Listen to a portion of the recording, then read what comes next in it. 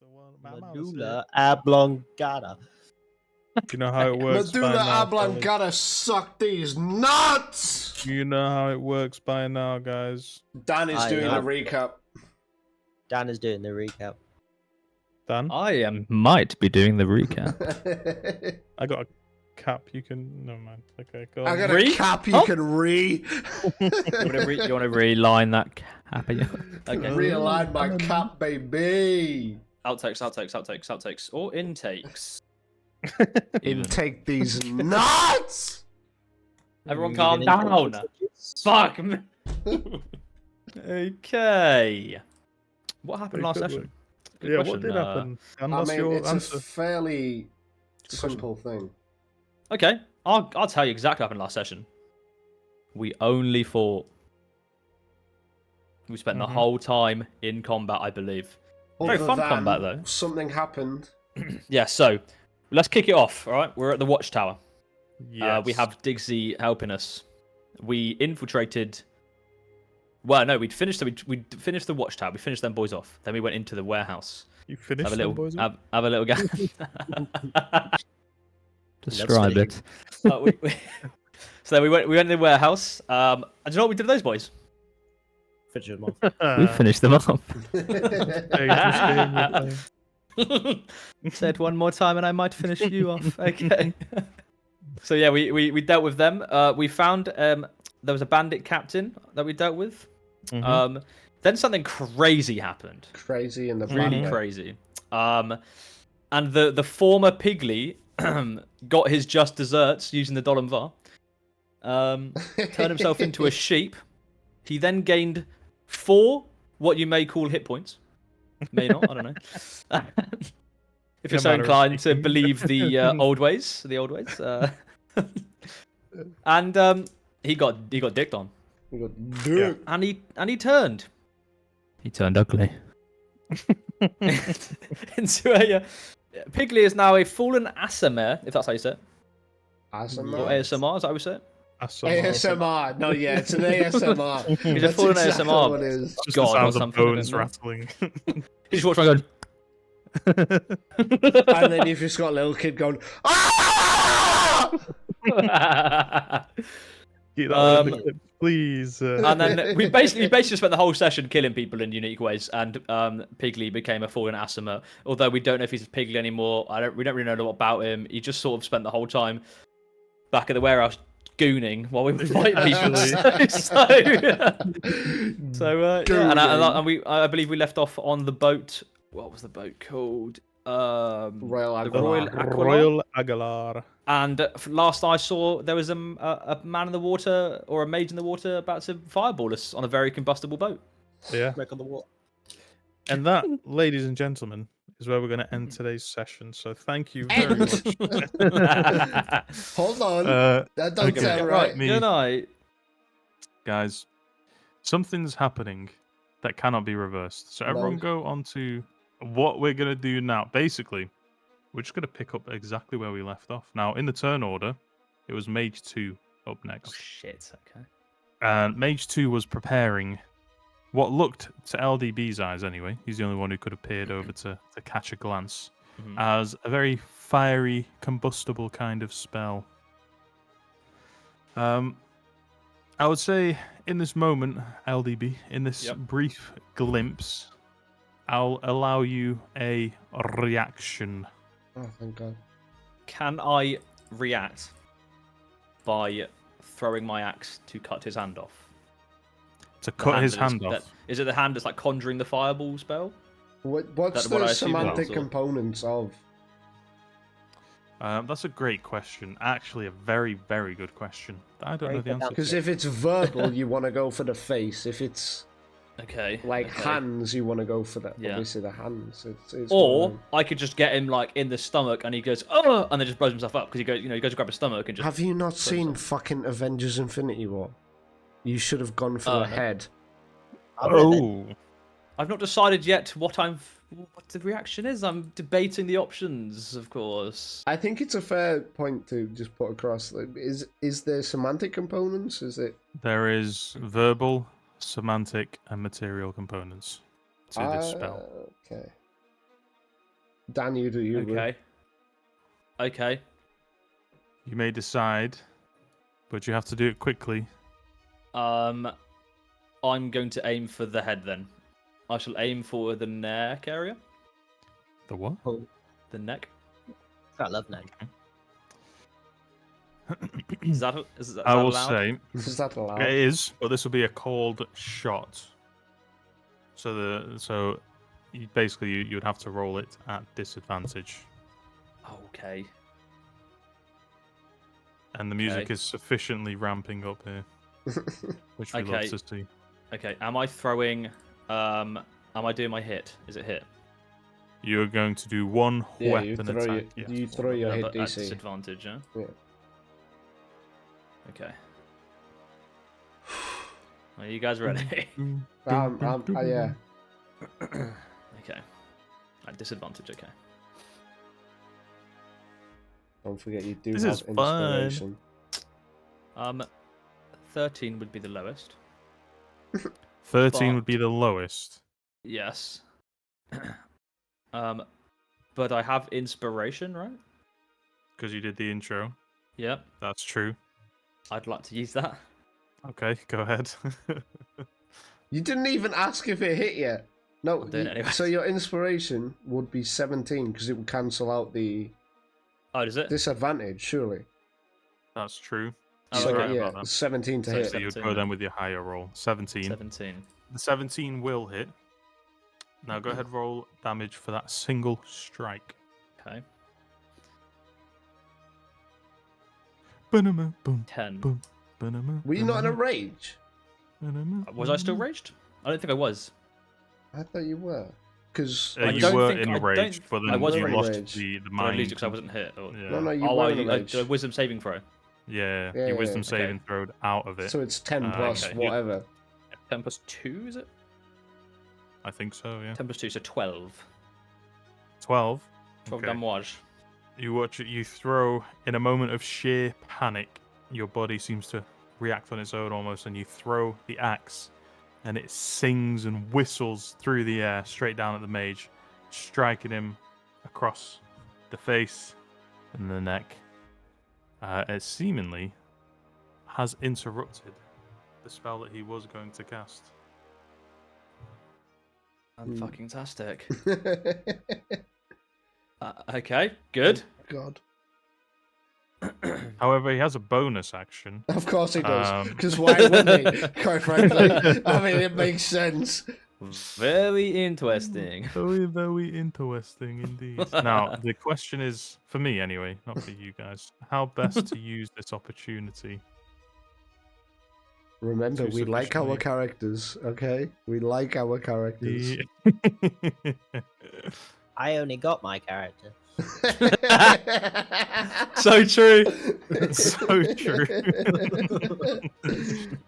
I've just met my Azimar. Please don't, Buzz. Do it. Do it. Do it. Don't do it. I think what he is going to do, rather than casting the spell at a particular individual, he will target the boat. He's going to hit it. Nothing big, because momentarily it looks like his spell casting has been interrupted. So does But- will that stop him midway? That So his stopped him spell's from- like less.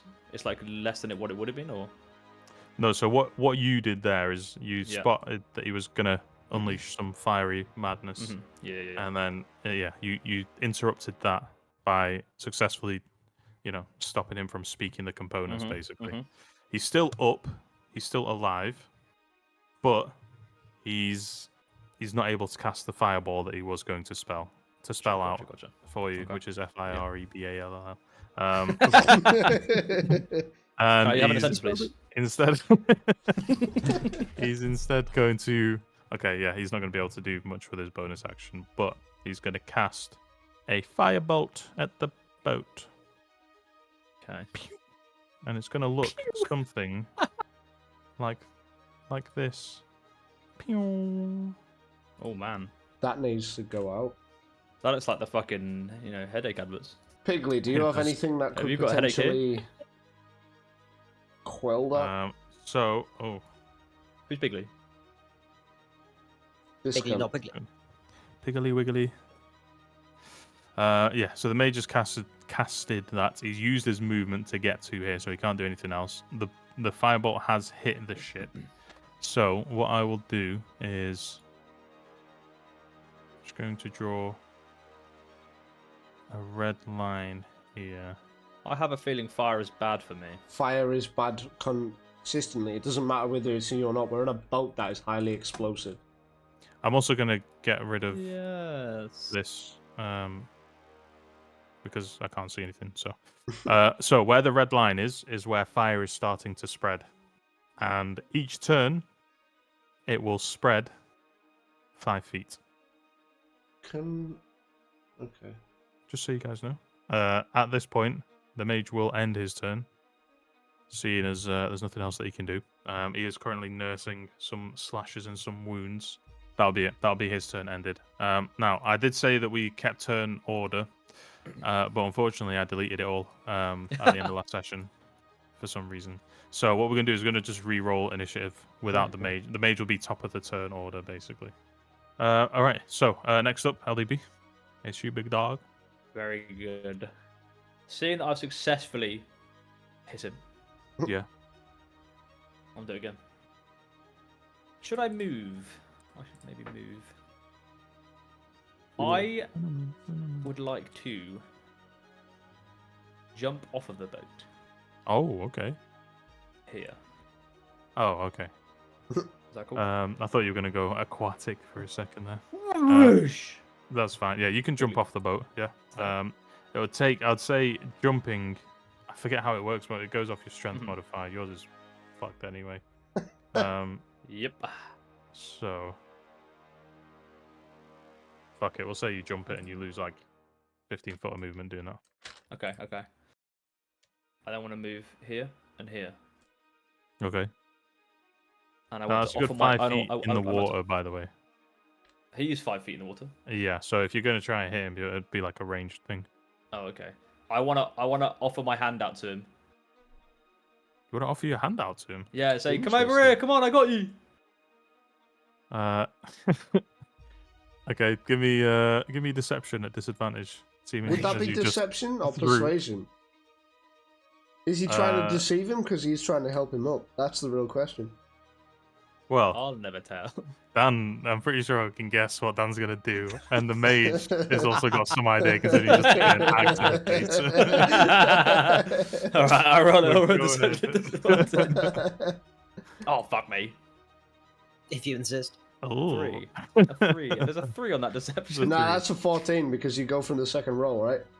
no, you do the lowest of the two. Let's not play these cute little games, all right? Okay, the mage is gonna look at you with his hand still over the portion of his face that's now missing, with the water turning around red. And he's just gonna stare at you like, the fuck are you talking about? Okay, I'll shout back. All right, your funeral. Actually, will be. Yeah, I'm going to throw my axe at him. I'm gonna go. I offered help, man. Go I'll throw my axe at him. on him. Go on then. 15. 15. 15. Okay. He would use his reaction to try and block that, but unfortunately, he hath none left. So that's gonna go through. Yeah, go ahead. Boish. 9 points of damage. 9 points. That's a lot. First axe sinks into him in the right shoulder, and it kind of pushes him back a little bit in the water. Well, actually, it doesn't push him back. It just kind of makes him spin on the spot a little bit from the force. But he's still up. He's still alive. Oh my god, he's really drowning out there.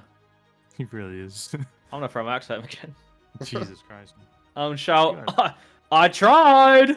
Mhm. Boom. Oh no. 12. 12. 12 Okay. points. 12 does not hit. No, Oh. unfortunate. Alright, I'm just gonna sit cross-legged and just watch him. Okay, fair enough. Okay. Next in the turn order, Fiscal. 'Tis I. The Okay. So first off, I'm gonna go Digsy Piggly. Try put out the fire if you can, please. And then I'm gonna run past Piggly, and then I'm gonna flicker to the boardwalk, and then I'm going to I'm going to kind of like jump onto the mage, dagger at the ready. So you want to jump and attack? Yeah. How do you want me to do this? It's a good question. I think we'll treat this just as the jumping will be part of your movement, considering you're not jumping up, you're just falling down, basically. And we will have it so that you just roll attack, I guess. Okay, cool. So move your Bumblecleat self down first. So that's an 18 to hit. 18 will hit, yeah. Now my question is he focused on LDB? I mean, you already hit, dude. But are you just trying to get a nat 20? No, I'm trying to get a sneak attack. Because if he's focused on LDB, then I get my sneak attack. Sneaky. You know what? He's not going to live much longer. Yeah, I'll say you get your sneak attack. Okay, so that is 7 plus 15, which is 22. Yeah, I mean, that'll be enough to do him in. Fiscal Schmalongaming. How do you want to do this? So I literally just dive off of the boardwalk from next to LDB, more or less. And I'll just kind of skewer him and take him under the water and watch as the breath leaves his body as the bubbles float to the top as I slowly take him down, and then I pull my daggers out and then swim to the top and flicker back onto the boardwalk. Clean, precise, diving into the water, making a mess out of the dude, almost like piranhas have been put into the water underneath this mage, as all the blood leaves his body, drains out of his face, and leaves red mist around him. And almost instinctually to you now, you just blink out, leaving behind deathly mist in the water. Whoa, guys! No, let's not write secret messages. Okay. Yeah, that'll do it. Mage 2 is no more. Whoa, Braden. Okay, Braden. What do you mean? That isn't me! Fucker rights Braden, come on. What should I say? The artist formerly fuck known as you, Dan. Piggly.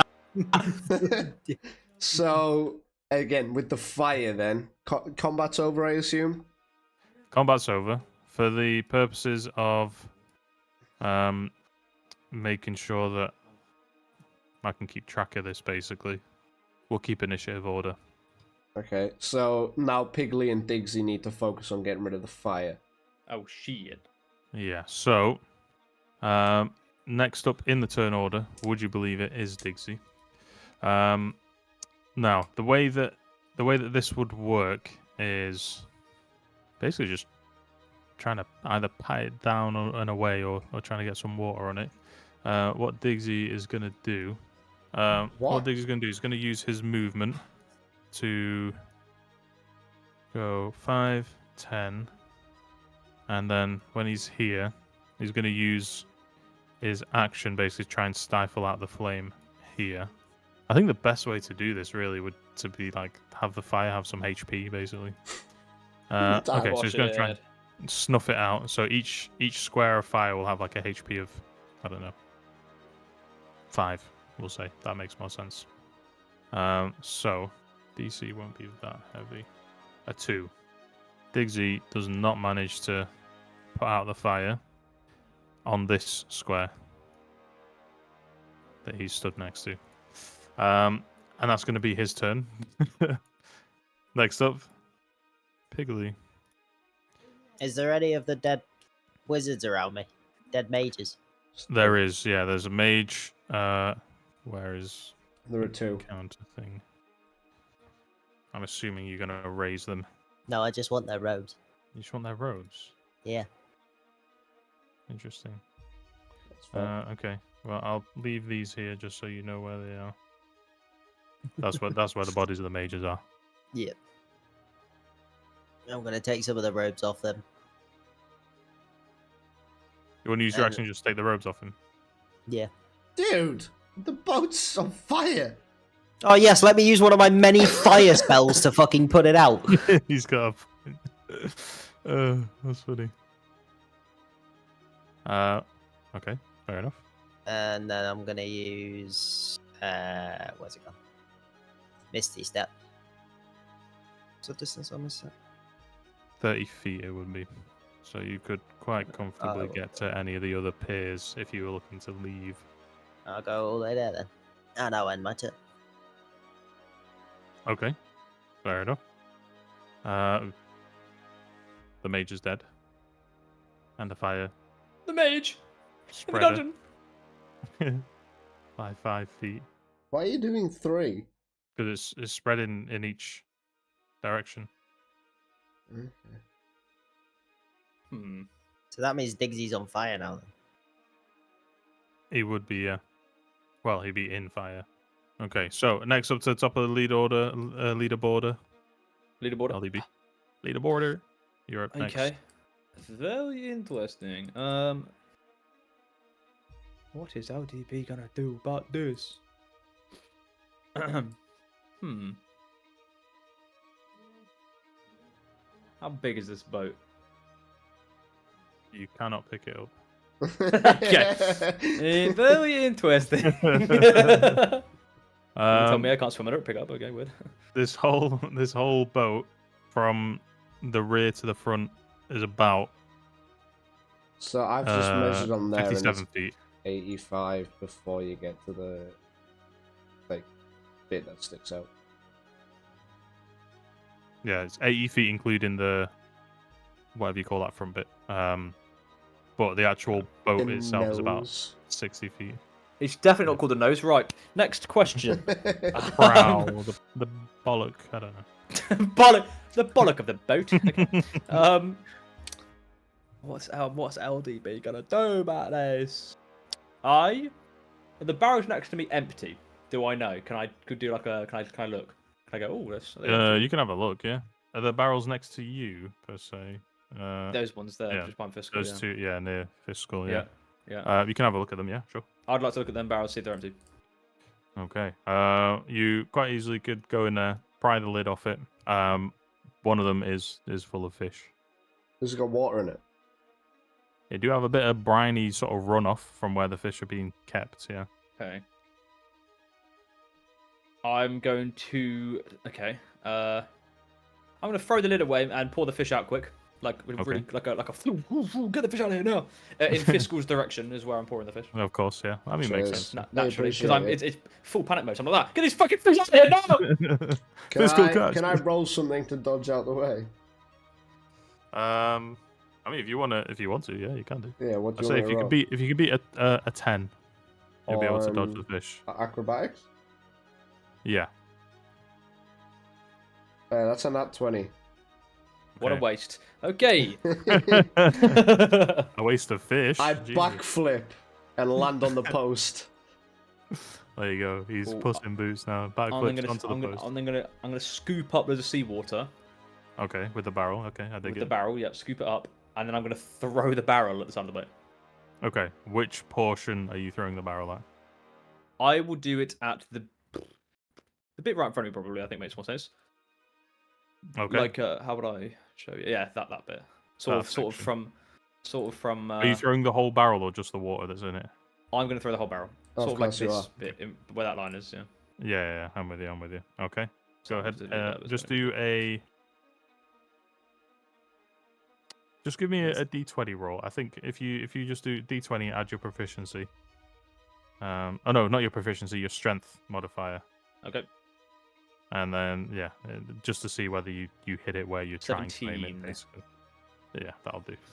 Yes. Yeah, you hit it on there. I will say because of the contents of there, it's enough to snuff out the flames that are building there. So, where's the eraser? So this section, that section of the boat now, the fire has been put out on it. There is a bit of sort of burn damage there, but nothing more than just sort of like superficial burning Okay, on the Just the outside. side of it. Okay. And it's doused now, so that's not going to reignite that section.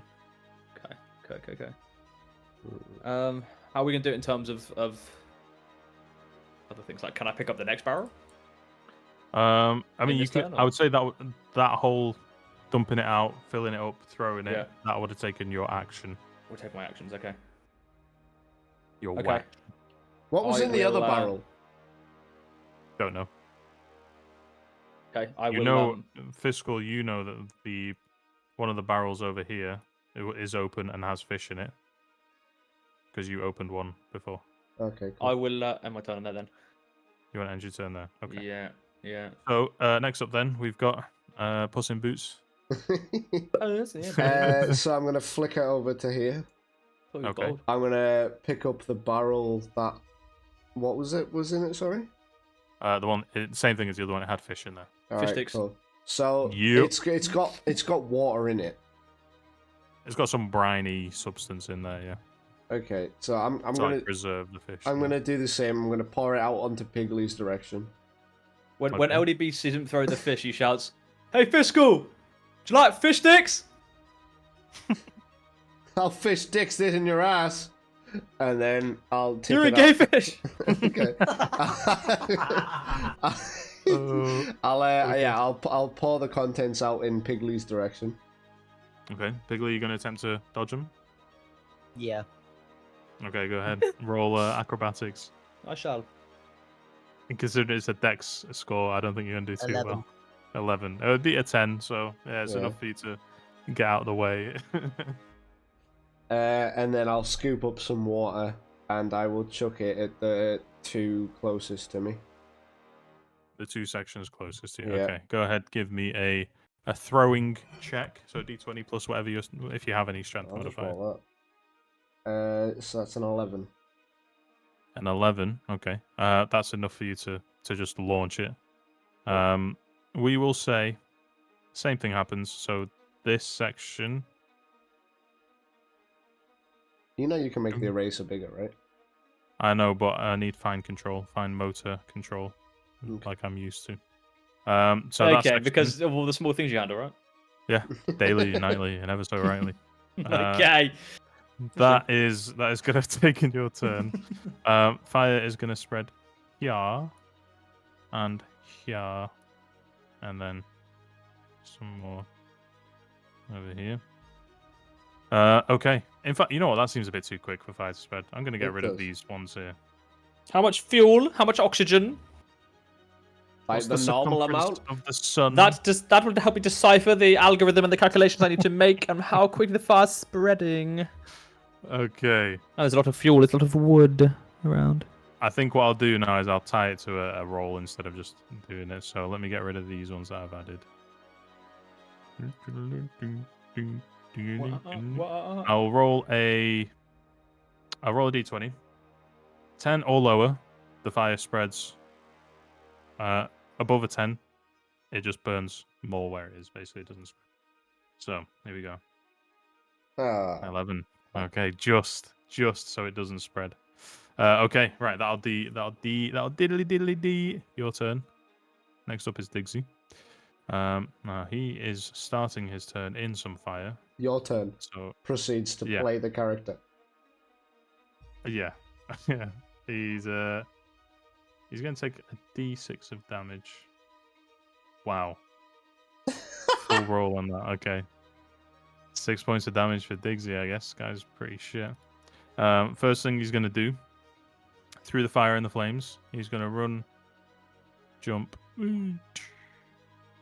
So that's 5, 15, 20, 25. Okay.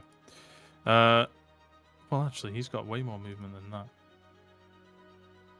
25, 30, 35, 40. He is going to go ahead and grab the barrel that's next to him here, take the lid off, and just begin dumping the fish out. And chuck it And at then- Piggly. He won't. He'll throw the barrel at Piggly though. He'll like throw the barrel over to Piggly, so that he can fill it with his turn. Which, oh, wouldn't you know, is up next, Piggly. That's you, dog. Ooh. Higglesly. So he's just thrown me a barrel. Yes. I won't make you roll to catch it because that seems a bit dastardly. Dastardly. Where did the fire start? So. 8, 9, 10, 11, Braden cast Fireball. that was. I am tempted. Like. I can't tell you no, I how will fast say- my dagger will get thrown at his throat. I don't think you'll have enough time for that. If the contents of this ship ignites, everything within a 30-foot radius of the perimeter of this ship will take quite a chunk of damage, and part of this pier will be destroyed. Everything from that section for another 30 feet will take half of the damage that's rolled. Yeah. But you would know that if the whole top of the ship catches fire, that's pretty much game over. How far away are we from that happening? Not far enough. Yeah. Basically, all the squares that are open on the deck of the ship, if they all fill with fire, is over for you. And that thing will, the contents of the ship will ignite. So we're getting pretty close then. Just put the fire out, Brayden. Sweet. 5, 10, 15, 20, 25. Oh my 30. god. And I'll end my turn. What Have is you his taken the barrel name? with you? Nope. Okay, good. All right, well, don't screw you guys over that much. Okay. Like, interesting. Piggly, person. So we go up to LDB now, but before you take your action, I'm going to determine whether the fire spreads. No, it doesn't.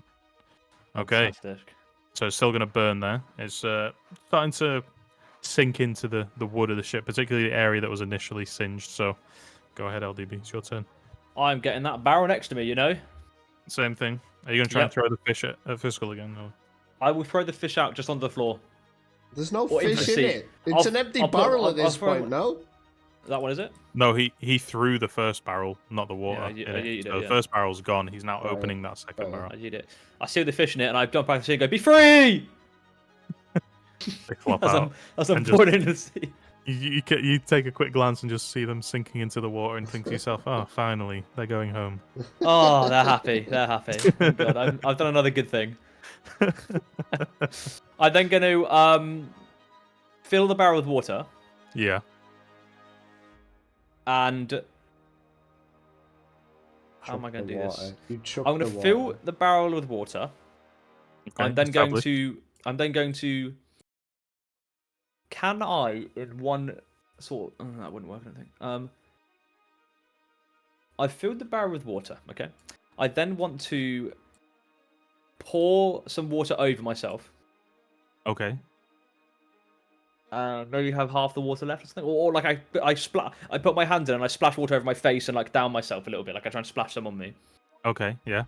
And then I would like to jump onto the ship here With the barrel. with the barrel. Yes. Okay. Barrel under I'll my arms. say- I'm so huge, you know. Yeah, obviously, but then all the water will slosh out if you do it that way. But that's Oh, fine. shit, yeah, I'll say you won't even need to use much of the water to sort of douse yourself, but that would. I'd say you could douse yourself as like a free action. I don't think it would take you that long. Okay, Yeah, you okay. douse yourself, and then you could use your bonus action to jump over. Yeah. Let me just double check. Actually, is jump an action or bonus? It's an Jump. action. D&D 5e. Actions in Movement. combat. Attack dash. It doesn't say jump is an action.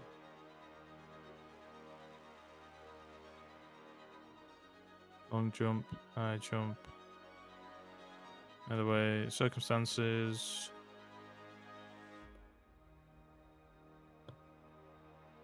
Doesn't say it's an action, so yeah, I'll say just as part of your movement, you can do that then. That's fine.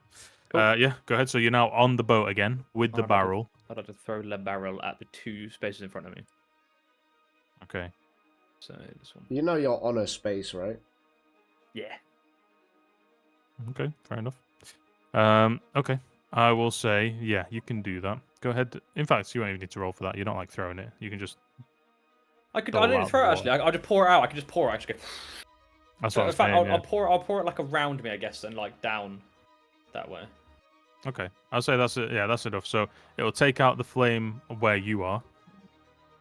Oh, that's fog of war, not the thing I was looking for. Here, and then this section as well. Won't take out that bit because that's on the outside. And we'll say this section as well of fire. Fantastic. So, yeah, that's a pretty good chunk of the fire cleared out, but that is everything except your full movement spent, basically. Yeah. Okay.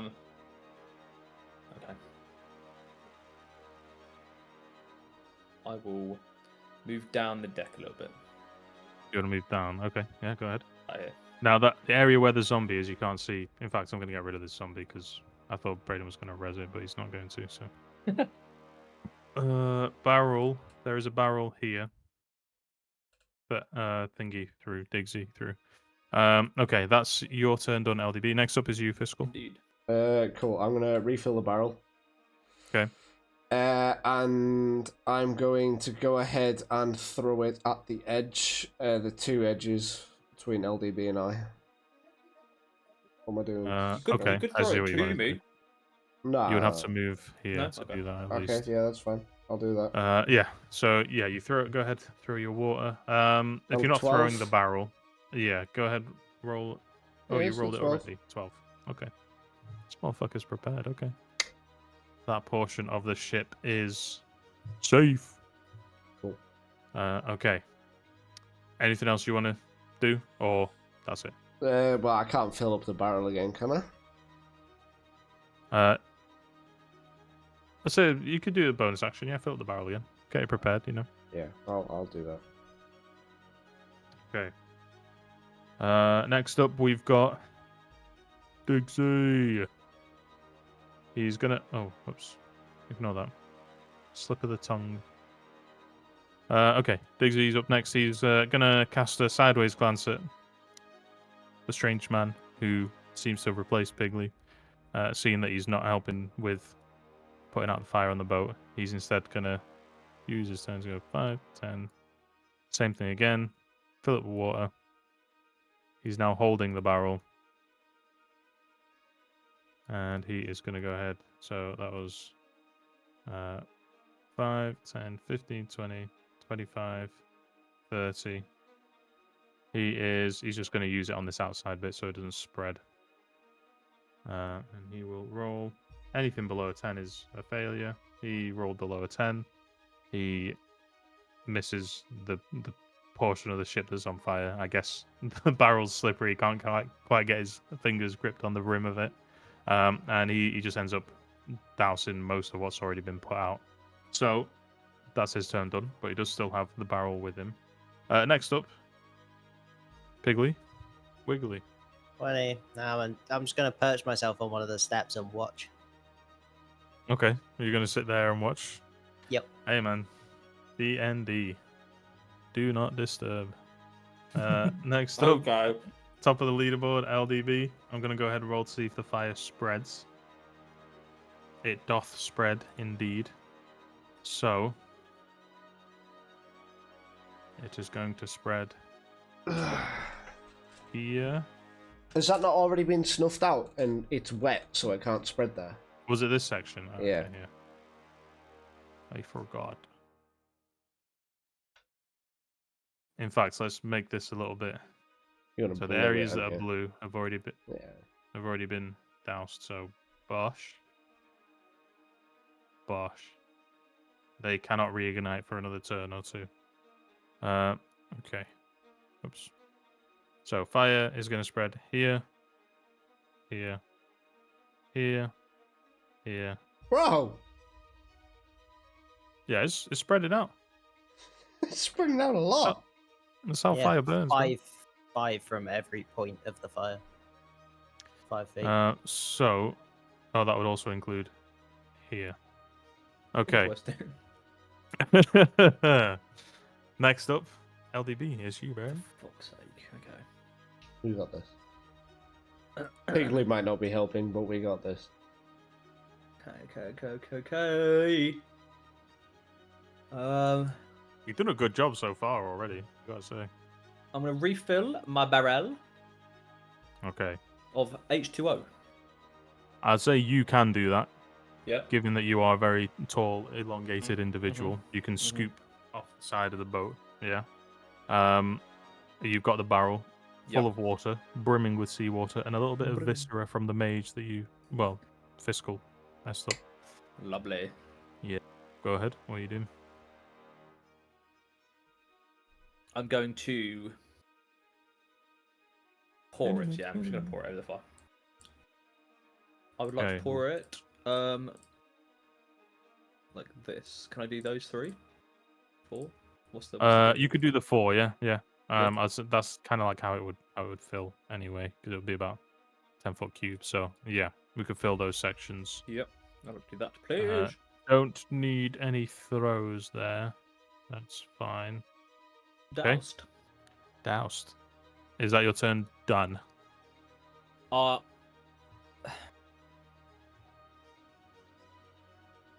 I would like to. Where's the anchor on this ship? It's already down. It's already down, but it would be in the center where you just doused. That's where like what do you call them now? The capstern or whatever. Yeah. Are you trying to raise the anchor? Yes, I think I shall. What? I'm thinking we get a bit of speed on this bad boy. It puts all the fire out. I I know that's not how it works, but I'm gonna say, this is a crazy land we're in right now. I mean, the sails aren't up or anything, so you could lift it so a that lot. yeah, you could spend the rest of your turn basically preparing to draw the anchor, but because the sails aren't up and there isn't much, wind, Yeah. it's not really gonna push the I'm trying to boat think if there's anything more effective than fucking. No, I think dousing it with water is probably the best we've got right now. Okay, I'll refill my barrel again. I'll go, fuck it out! It's like some proper Sea of Thieves shit. Like Genuinely is Sea of Thieves, yeah. Okay, I knew that's it was fine. All right, coming. that's I didn't know if it was in the one shot or this, but I knew it was coming. Just Hey, missing I 3 shall fill it. bards. I shall fill it. Okay. Fucking hell. You're all Okay, dead. next up is Diggsy. I thought it was me, dude. Is it you? Yes. Oh, yes. Sorry. My bad. I just don't want you to take a turn, apparently. Go on, it's your next turn, bro. Alright, cool. So I'm gonna flicker onto the edge of the ship, which I previously doused. Yeah. And then I'm going to go ahead and try and douse the area below me, kind of like this general area. Okay, you can do... You These can't 3? control Z that. Not those 3. You can do the inside 3 because they're on the front of the ship, on the inside of the ship. That's the outside that's burning. What? So these 3? Yeah, exactly. Okay, yeah, I'll douse them. Do I have to roll for anything? Because I'm kind of like right there. So No, you don't have to roll. No, it's just pouring out a barrel of water. cool. I do not think even Fiscal could fuck that up. So. Ouch! What? I think Am you'd I be lying? surprised. Am I lying? I think I've you'd be done surprised. pretty well the last couple of sessions. Thank you very much. You Somehow. have, to be fair. But, And then yeah. I'm going What have you done to for me recently? jump back and refill my barrel. Okay, fair enough. You can flicker with things in your hand. He can, yeah. Anything You can carry on me, anything that baby. he's Can you- carrying, he can, yeah. Can you hold my hand and flicker, and we go somewhere? I He don't can't know. do a living. I can't do a person, I living don't thing. Well, that's apparently. fucking bullshit then. Pointless ability. Get rid of it. Self-preservation, baby. Self-preservation.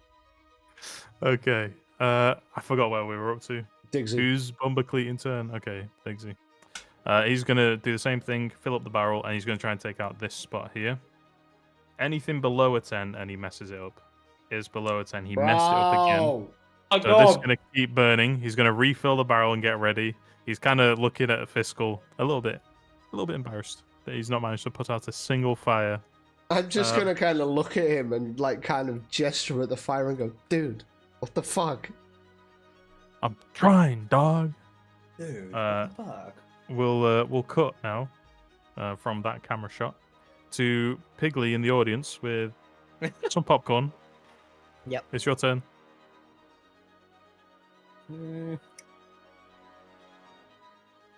I'm gonna cast Okay. magic missile Fireball. at first level at the Dolan bar. Oh, what is wrong with you? It might give me some watery stuff. Hey, you know what? You're right. The It's the level best of option you have. fucked in which you are operating. Okay, So Bigly. that's what was the dice for it again? So 1 to 3, it goes through, and then you get a random effect. At 4 to 6, the magic missile just goes off. I've got a 6, a 2, and a 5. Okay, so 1 random effect. That's what we're here for. Oh, here we go. Roll a D100. D100. That didn't come through for me. 96. 96. Oh, I don't think we've ever had that. Okay. 96, yeah. Bigly turns blue. You Yay! and no, let's no. You and all creatures within 30 feet of you gain vulnerability to piercing damage for 1 minute. Oh, great. So Piggly and Sailor 4. So what you're saying is when Caleb said if I cast fireball at the boat, then he was gonna stab me with his dagger, and it's gonna do less damage because it can't pierce me. I'll fucking slash at you, mate. Don't even Slashing try is and still do the this same. It's loophole. still going to do more damage. You don't get resistance to it, but you would if he like pulled out a crossbow or something. Yeah, you get pierced, double damaged. But yeah, the other two, I don't know if you want to designate a target for the other two magic missiles, or they just fly off into the stratosphere. I just out into the stratosphere. Yeah, they go off, and you feel your connection on the magic disappear, and you watch as nice little fireworks go off. Only 2 that you can see. I'll Because you can shoot track one the of the magic missiles that came out across the water and try and skim it. Oh, nice. I like that actually. You know what? Give me an Arcana roll. Oh, Say DC for this will be about 15 to manipulate it like that. 12. 12. Okay. It skips 1 time and then dissipates. Damn. Yeah, we're gonna have to get better at that. Okay. Next up, is that the end of your turn? Yeah. Okay. Back to the top of the round, LD Beezus. You're up next.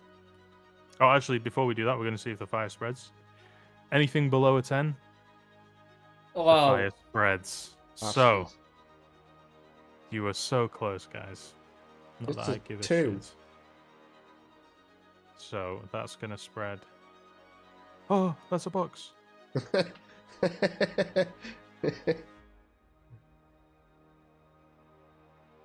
Yeah. Like me? Oh, wait. Do that I didn't mean like again. that. I didn't mean like that.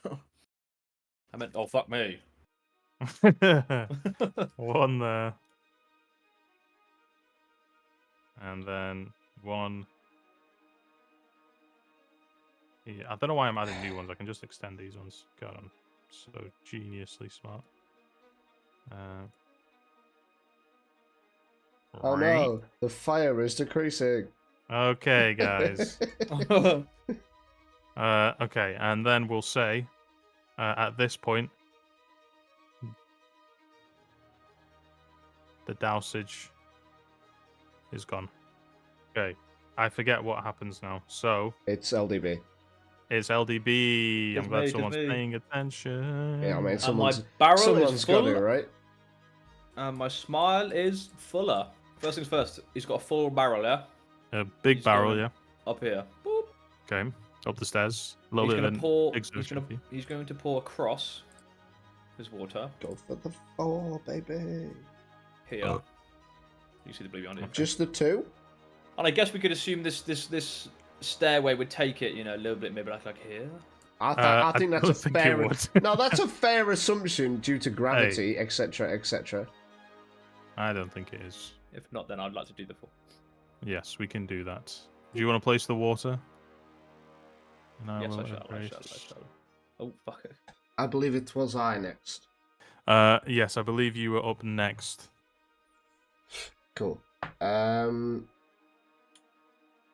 You have a Okay. barrel full. Yeah. I'm pretty sure. I Of do. a liquid that cannot be disclosed.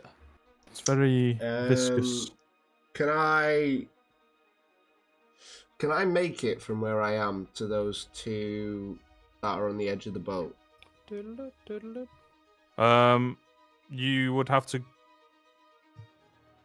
I mean, Diggsy would get out of the way if you wanted to. Yeah.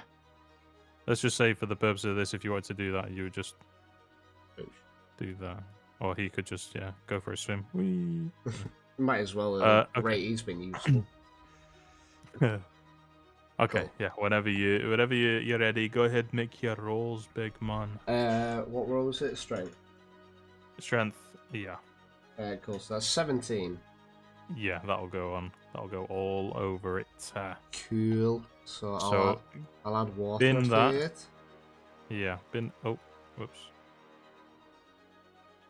Oh, actually, don't get rid of your blue because I can just do this. There we go. But Nice and simple. Bash. And then I will fill up minor Vasa. Your And- minor. My water. Okay. I just wanted to make sure, man. We got Piggly in the chat here, so we gotta be careful. And then I will end my turn. Okay. Next up is Diggsy.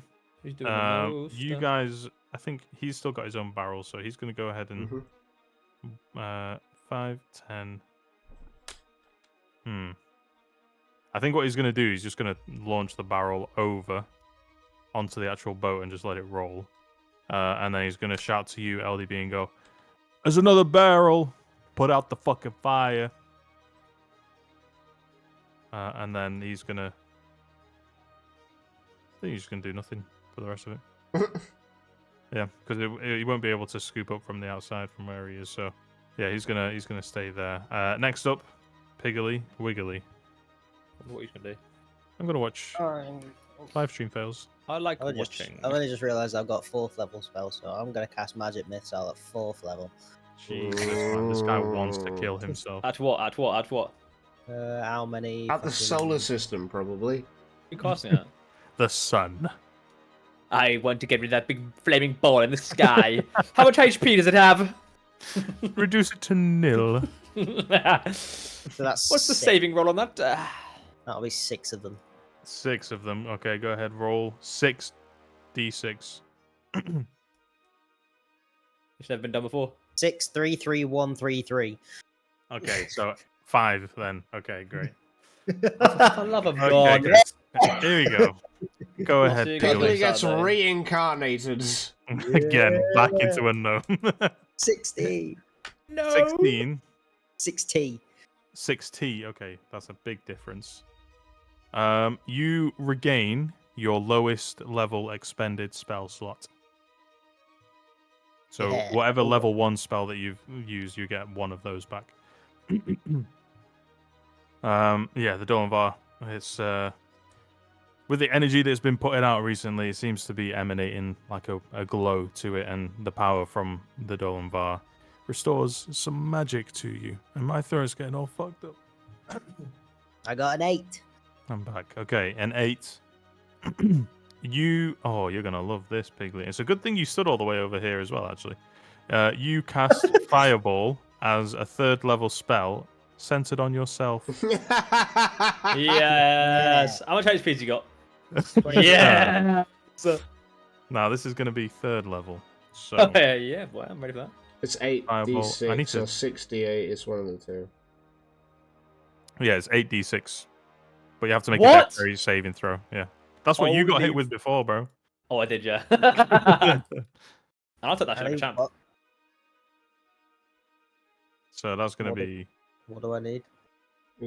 roll 8d6 So and he's then make a reincarnated dex himself saving throw. to die. Bosh. 24. 24 damage. Okay. I Now have roll. 23 health. Yeah, now roll a dexterity saving throw, please. You can half it. Oh. Okay, you take. Oh, damage. That is rough. he is down. Now look, we've still got magic to go off here, so this could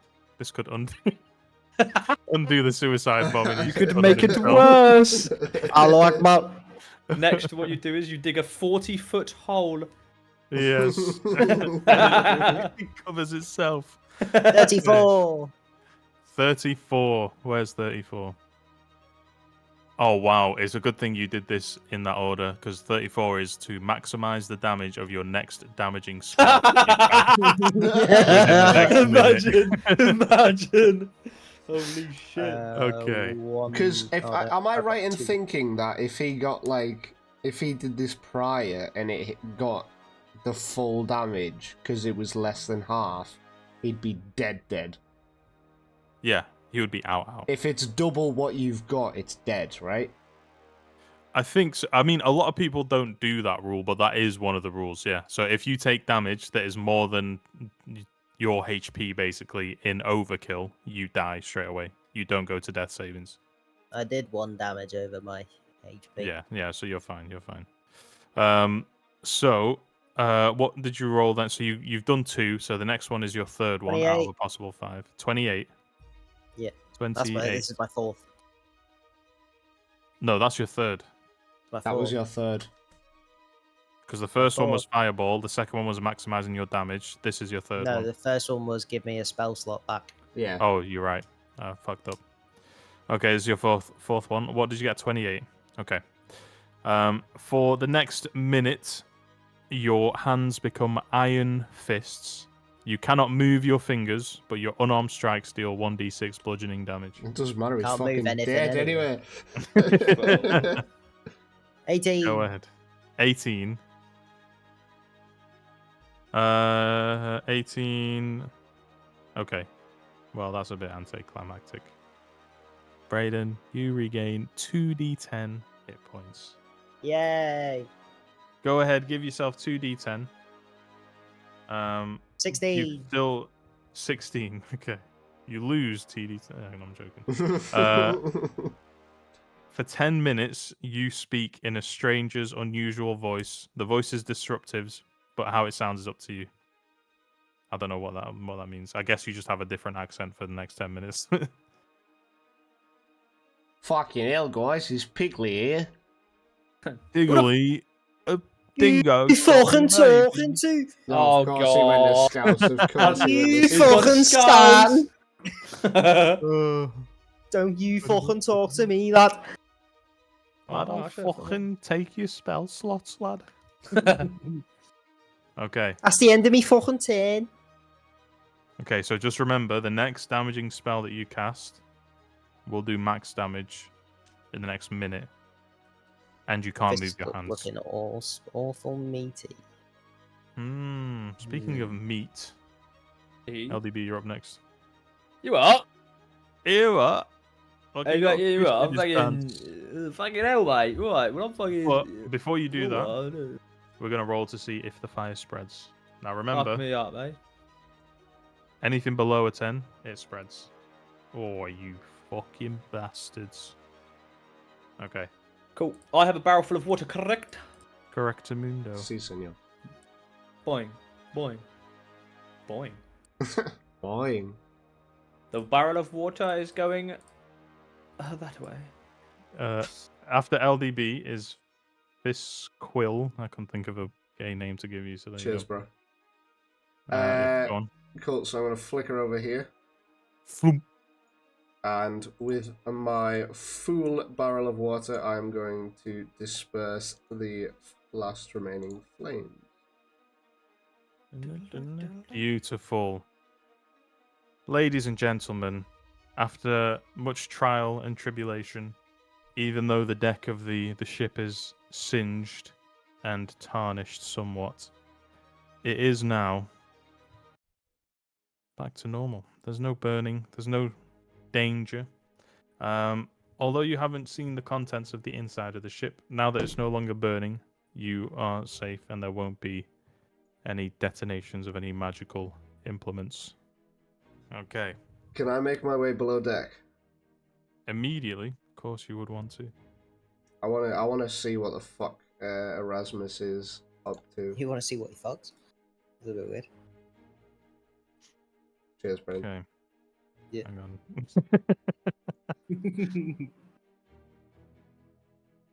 I still can't believe the visual of Piggly walking over to the stairs, blowing himself up, and then now, pretty much as you've already gathered, what was written on the manifesto is what makes up the majority content of the inside of this ship's hull. There's different crates that are labeled, and from what you can gather, these are the enchanted crystals that are sort of housed within. Now, the crates are sealed. It does look like there's various sort of basically strips of paper that have got magical runes written on them. You gather probably to make sure that if it's removed, it sends an alert. Oh. Yes. Now the rest of the cargo is just stuff that the crew would have used for the sailing, so food, rations, odd bits of planks, etc., just in case anything were to happen to the ship. Not that anything would, but just in case it does. There's nothing else below deck that you really find in terms of. Well, actually, give me an investigation check. I would like to join, by the way, Fiscal. I want to walk down and be like, oh, well, mate, I'm going to... You're gonna look 12. as well. Okay, so you can either Yeah, I'll both come do down two separate rolls, or you Yep. can give one person advantage. I got a I 12. think we'll do two separate. Ones. Two separate. Investigation. Investigation. Luckily, I am a -1 on that. Okay. Should have given me a 14. On the nose. On the dot, if you will. Oh no. What did you get? Okay. 14 14. for Fiscal, me. your attention is taken by the crates, because they're the most valuable cargo on here. Now, you gather with the knowledge that these are volatile, that they would detonate in quite a spectacular fashion if they were put in the right environment. Oh, go book. Now, LDB, while you're looking around, you're not too bothered about the crates because you put out the fire. You don't really care. What you do find is a scroll, basically, that's been wax sealed on one of the sort of desks on the opposite end of the brig. Okay. Open it. Open it. I'm absolutely going to open it, yeah. I'm going to go grab that scroll and go, oh, what's this? So you're breaking the wax seal. I must open it, yes, I must. I'm going Okay. to just start slowly backing towards the stairs. Okay. That's fair enough. Weird, but okay. You immediately turn into a sheep and die. What the I fuck? turned to Fiscal and I say, Jedi business, go back to your drinks. Fuck off. With how quick you said that, I thought you said Jello business. It did Yeah, sound like like- that. to be fair. Jello Jello, business. Jello business. Jello business. None of your Jello business. Okay, you break the seal. The scroll break the seal? within is empty, Oh. but you do hear a familiar voice in your head. In my head. In your head, yes. Okay. Seemingly from, well, somewhere, you hear the voice of Erasmus Oh, yeah, what? as he says, "Look here. I want this supply sent. There's nobody to open the crates.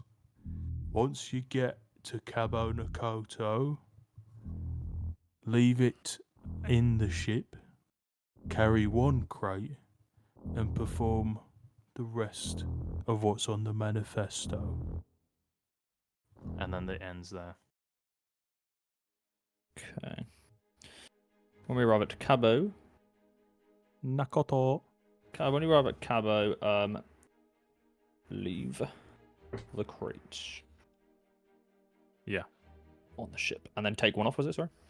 It basically, yeah, he said, leave the crates, all the crates on the ship except one, and then with the one that you take out, follow the instructions on the manifesto. Complete the manifesto. Okay. Okay. I turn around, I'm like, hey, Fiscal! Yo, Jedi business, go back to your drinks. Okay. I hate you so much. It's unbelievable. No, I go, I'm like, hey, Fiscal, Yes? The craziest thing just happened. Go on. I heard a little voice in my head. A voice. Yeah, I did. Yeah, and I believe it was our old buddy Erasmus.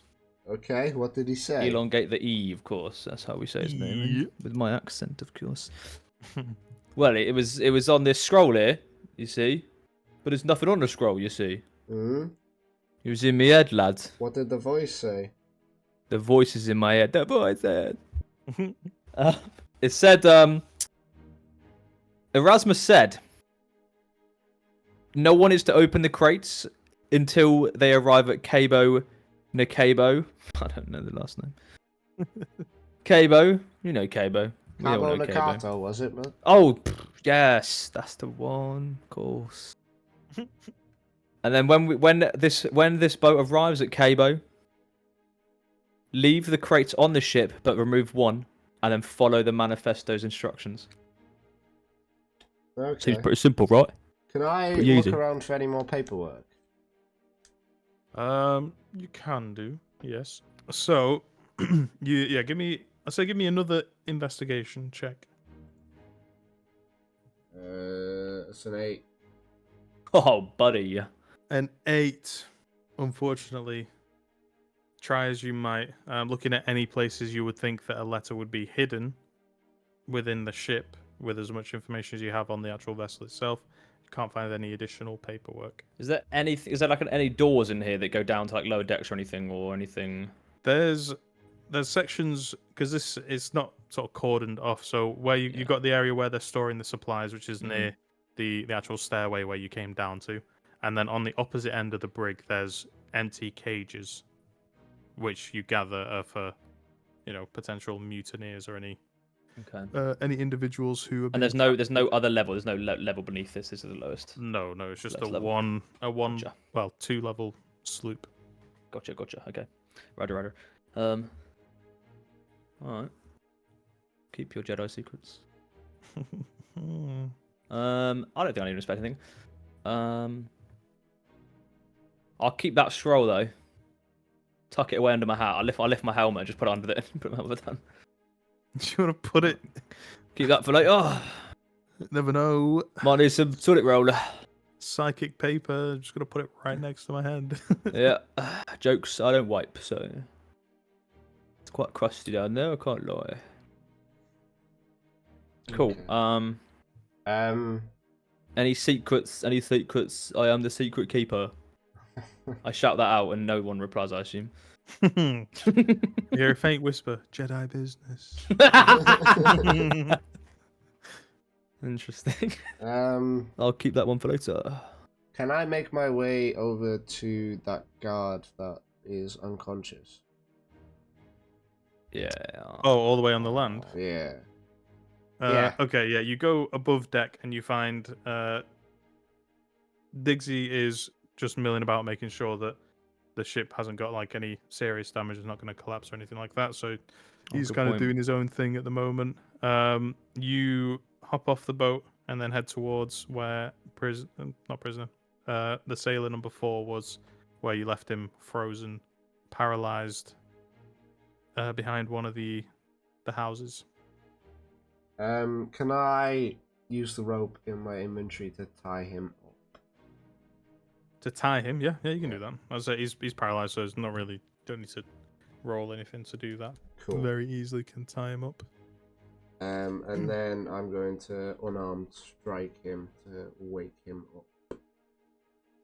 Okay, fair enough. Yeah, you give him a smack, and he rouses from his paralysis, seemingly in an agitated mood, basically getting ready to fight. He's like,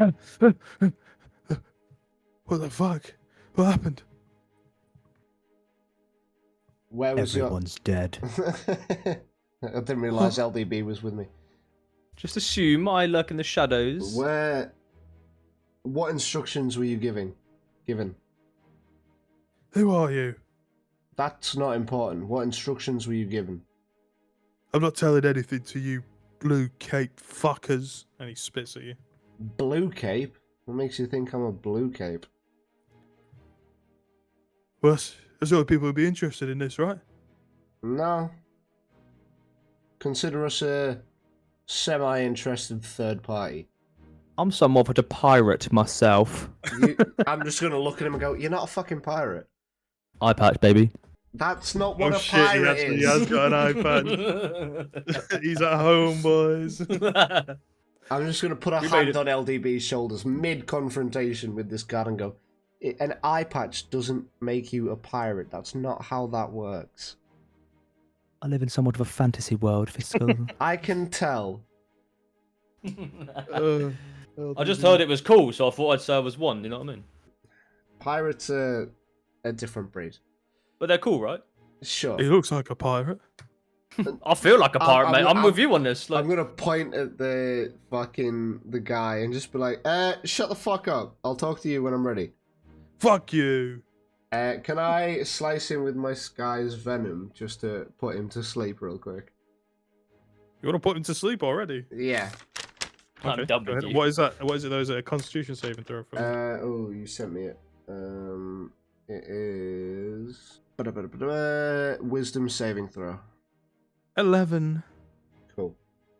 He doesn't get any bonuses to his thing. Yeah, so you give him a quick nick on the side of the cheek, and within like a second, he's like, Well, and that's Jedi. 2 charges left on my thing. he's out of it, dog. Cool. And then I'm gonna slap him back awake. What the fuck are you doing to me? Don't worry about that.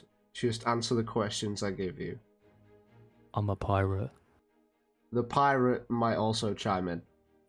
He really is a pirate. He's got an eye patch and everything. I'm gonna die. Can I slice him again? Arr. If you want to, yeah. With Sky's venom. Okay, so that's another wisdom schmaving throw. In those words.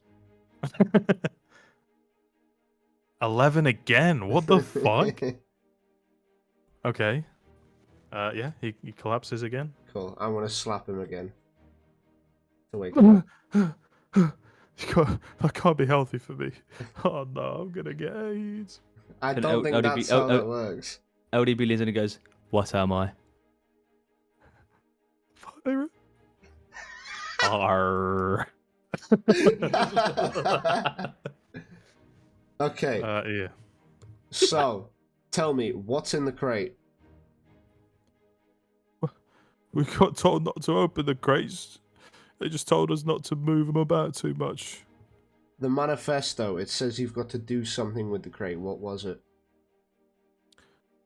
I don't know. We just got told to deliver it to this place, and then we would just take the crates to where we were told to take them. Whereabouts in Cabo Nakano?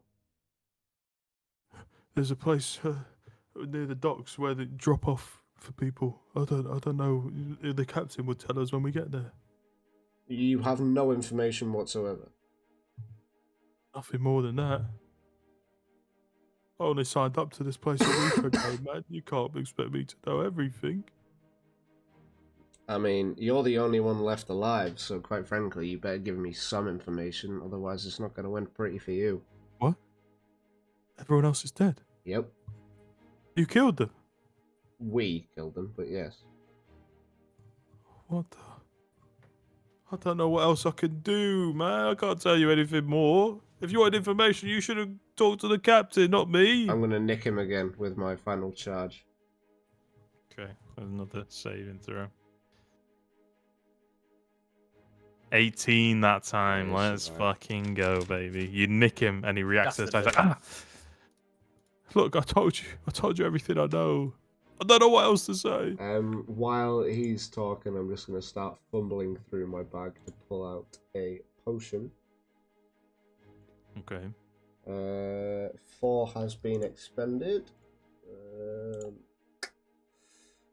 Feels like using a lot on one like 2. useless guy, right? Like, I didn't like You the potion. drew 2. I drew 2. No, the number 2. Yeah. I know, bitch. Okay, sorry. what? Like the word poo? I thought you meant like 2 as in I drew 2 potions. I was like, no, that doesn't. No.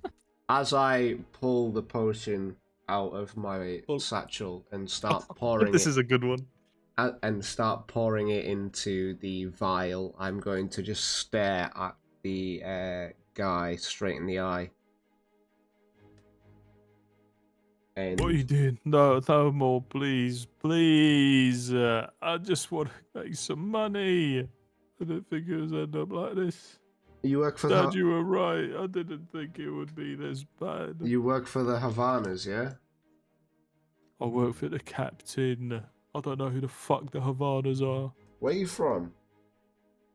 I'm from here, Demetrio. Oh, really? Whereabouts? I was born in Vale, in the Vale. You were born in the Vale? Yeah. How does someone born in the Vale end up in this line of work? I have to give you my life story at knife point. What the fuck is going on? I'm just curious. Well, if you must know, my dad told me that I should get a job. And he wasn't gonna let me work noble jobs. He wanted me to learn the fucking ins and outs of hard work. I don't fucking know. What's your name? Jace. Jace. Well, Jace, I'm not sure if it's your lucky day or not, but I'm not going to kill you. What? And I'm going to give LDB a nod as if to say, just finish him off. What's the pirate's favourite letter? What? That's not his name. What? What? R. Yeah, so yeah, he's dead. The guy's dead. He's out. Cool. Mission well done, Fiscal. Hey, cracking. Right. Yeah, I guess. Pirate business. Go back to your shindigs. So How many dead bodies are around on the ship? plenty. There's I ate them. ODB ate them all.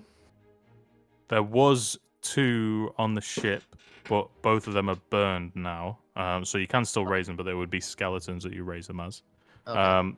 There is at least 3 in your immediate area that aren't burnt, and there's obviously the one that LDB just snapped the neck of. So there's about Sweet. 4 dead bodies immediately. I'll around. use animate dead at 4th level then. That At gives 4th me level? yeah. So normal animate dead gives me 1. Oh, and then for zombie. each spell level. 2nd, 4th level gives me 3, but my is it Grim Harvest? Hang on. Thing? You're Undead casting it at Thrall gives me an 4th extra one. level? Yes, Did you not cast Magic Missile at 4th level? I did. Well, You have 2 I- 4th level slots. You've only got No, one I have 4th level Arcane slot. Recovery that gives me spell slot back. Oh shit! I thought only sorcerers could do that. Huh. Oh. Damn. Okay. This motherfucker's powerful. Yeah, I have 4 zombies. Cool. Okay, there you go. I'm going to make my way over to Diggsy and just ask him his perspective on the event. He sits on one of the crates on the ship and lights up a cigarette, and he takes a look and he says, "Well, to be quite honest with you, Fiscal, I think we can use this. Not the boat, I mean, but the contents. Yeah? From what the manifesto says, they're pretty dangerous, I pretty want volatile." to put his cigarette out. Okay. Too much fire, mate. Too much fire. Hey, you know what? That might be the most sensible thing I've ever heard you say. And I don't say them a lot. No, no, you do Hi, Dixie. not. Nice to meet you. I'm a pirate. Okay, what's a pirate's favorite letter? No, that's you can't do that to me. You're not doing that to me, Dixie. Right? That's my thing. Okay. Only pirates can say that. You're a pirate? I'm not a pirate, no. But I know No, I how didn't to. think I know so. how to sail a ship. You know how to sail a ship? He's got you there. Yes. He's got you there. Yes, I do. I've done many a sailing. Okay, make the ship fly then. pretty I'll boy. show you. All right. I think He's I gonna think wait for you befo- to walk off and then continue talking to Fiscal. Listen, part of the plan was to, well, once we start things in motions here, take out the warehouses. Now, I was going to use some good old-fashioned black powder. But if we use these crystals instead, that saves us time, money, and I'm hedging my bets they're probably more powerful. There's So we could take out warehouses with this. on the crate. There's a rune which I have an inkling would alert certain people as to the fact that it's been opened, and I don't think that is within our best interests just yet.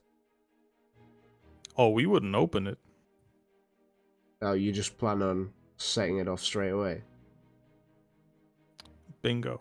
Well, and don't get me wrong, Dixie, I understand where you're coming from, but why not use it on Aldridge Manor?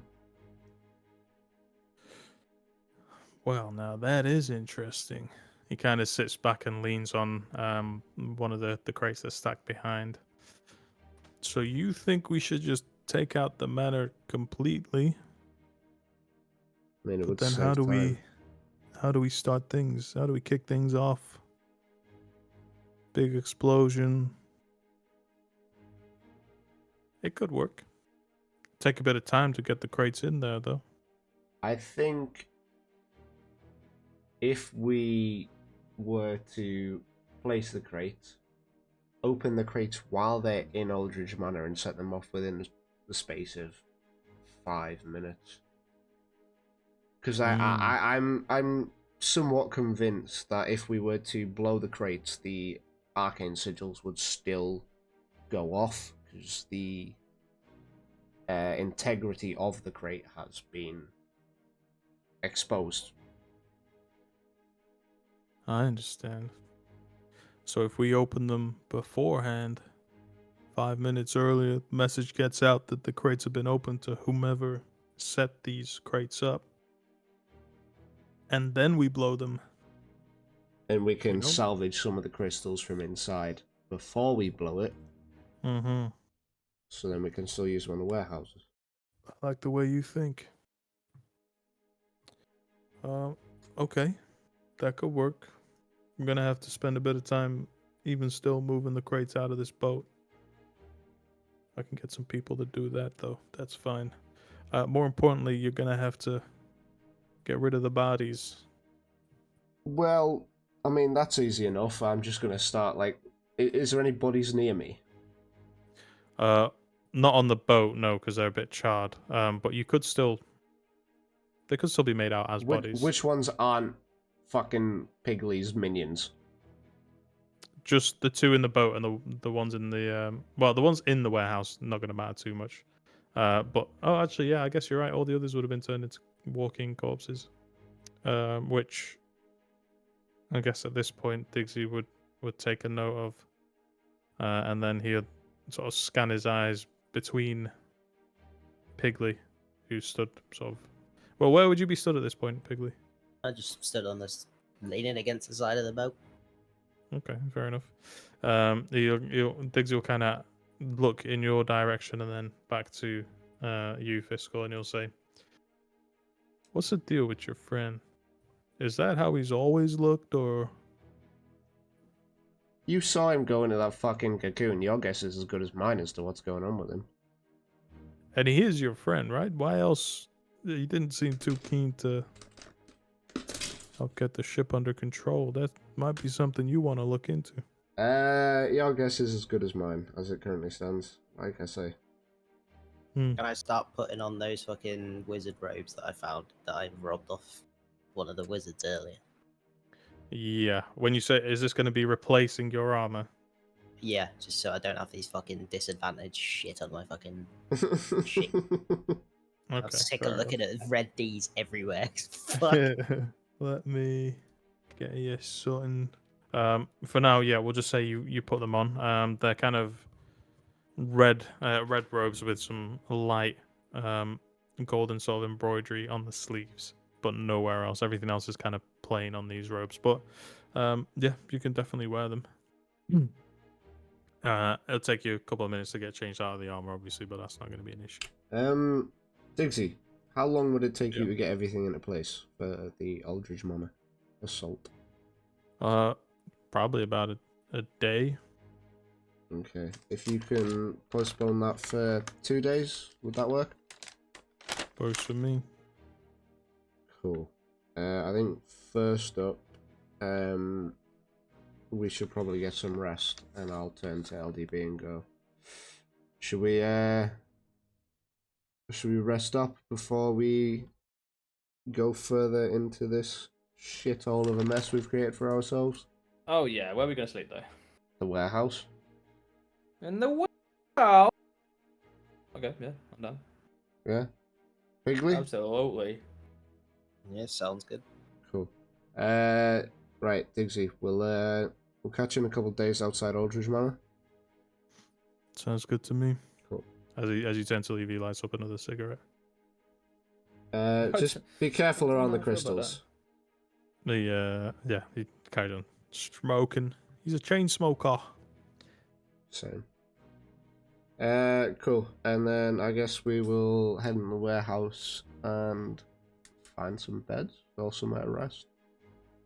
Yeah, easy enough to do. There might not be comfortable beds, but nonetheless, you could definitely find some areas to lie down and take a few minutes to just rest I'd like the floor, please. and recover. There is plenty of floor in there. Fantastic. You can sprawl out, as I know you like to do. You better believe it. Yeah, you go in there. I would assume you want to spend a bit of time just putting the bodies in like a pile or something, or Yeah, I'll leave them with you. fair enough. Okay. Is that How what? many, how many bodies are in it? 6? Oh shit! How many? Yeah, 6 bodies. 7. I still have Captain. 3 spell slots of animate dead at 3rd level, so.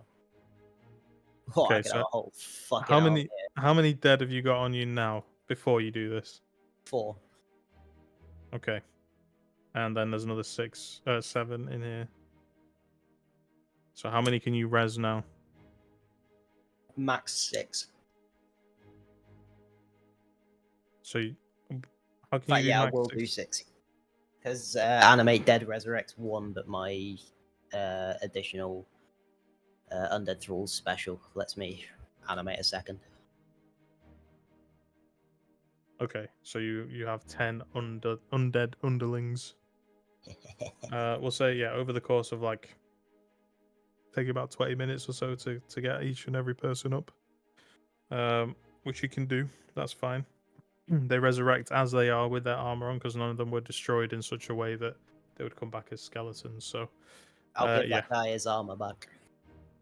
that's fine. Yeah, fair enough. You'd have to put it onto him though, but that's fine. Yeah. That's fine, I won't get dressed. Okay. Everybody taking a long rest now. Mm-hmm. Okay.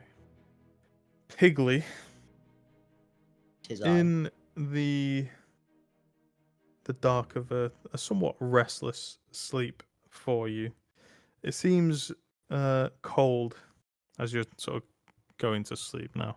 Much colder than any other previous night that you've spent in Demetriel. You feel a bit uneasy as you fall into sleep. The air around you seems to be humming with a sense of dread. It's thick. It's kind of suffocating, and shadows start to swirl around the area that you're in. And as the shadows consume you, you awaken to an area that's familiar to you. You've been there once before, and it's the realm of Varathan, the vile air, as the familiar mirrored gems stick out of the ground in the distance. Although you can see the skull and the body of Varathan in his prime form over in the distance, what you see walking from behind one of the jagged sort of peaks is a more human form of Varathan. Now, Varathan himself, in his more human form, is draped in these robes that don't seem to have an end. They look like the dark of the night, and within the night, you can see jagged, shifting symbols, almost moving like serpents into forms where they lock momentarily and then move and then shift into other patterns.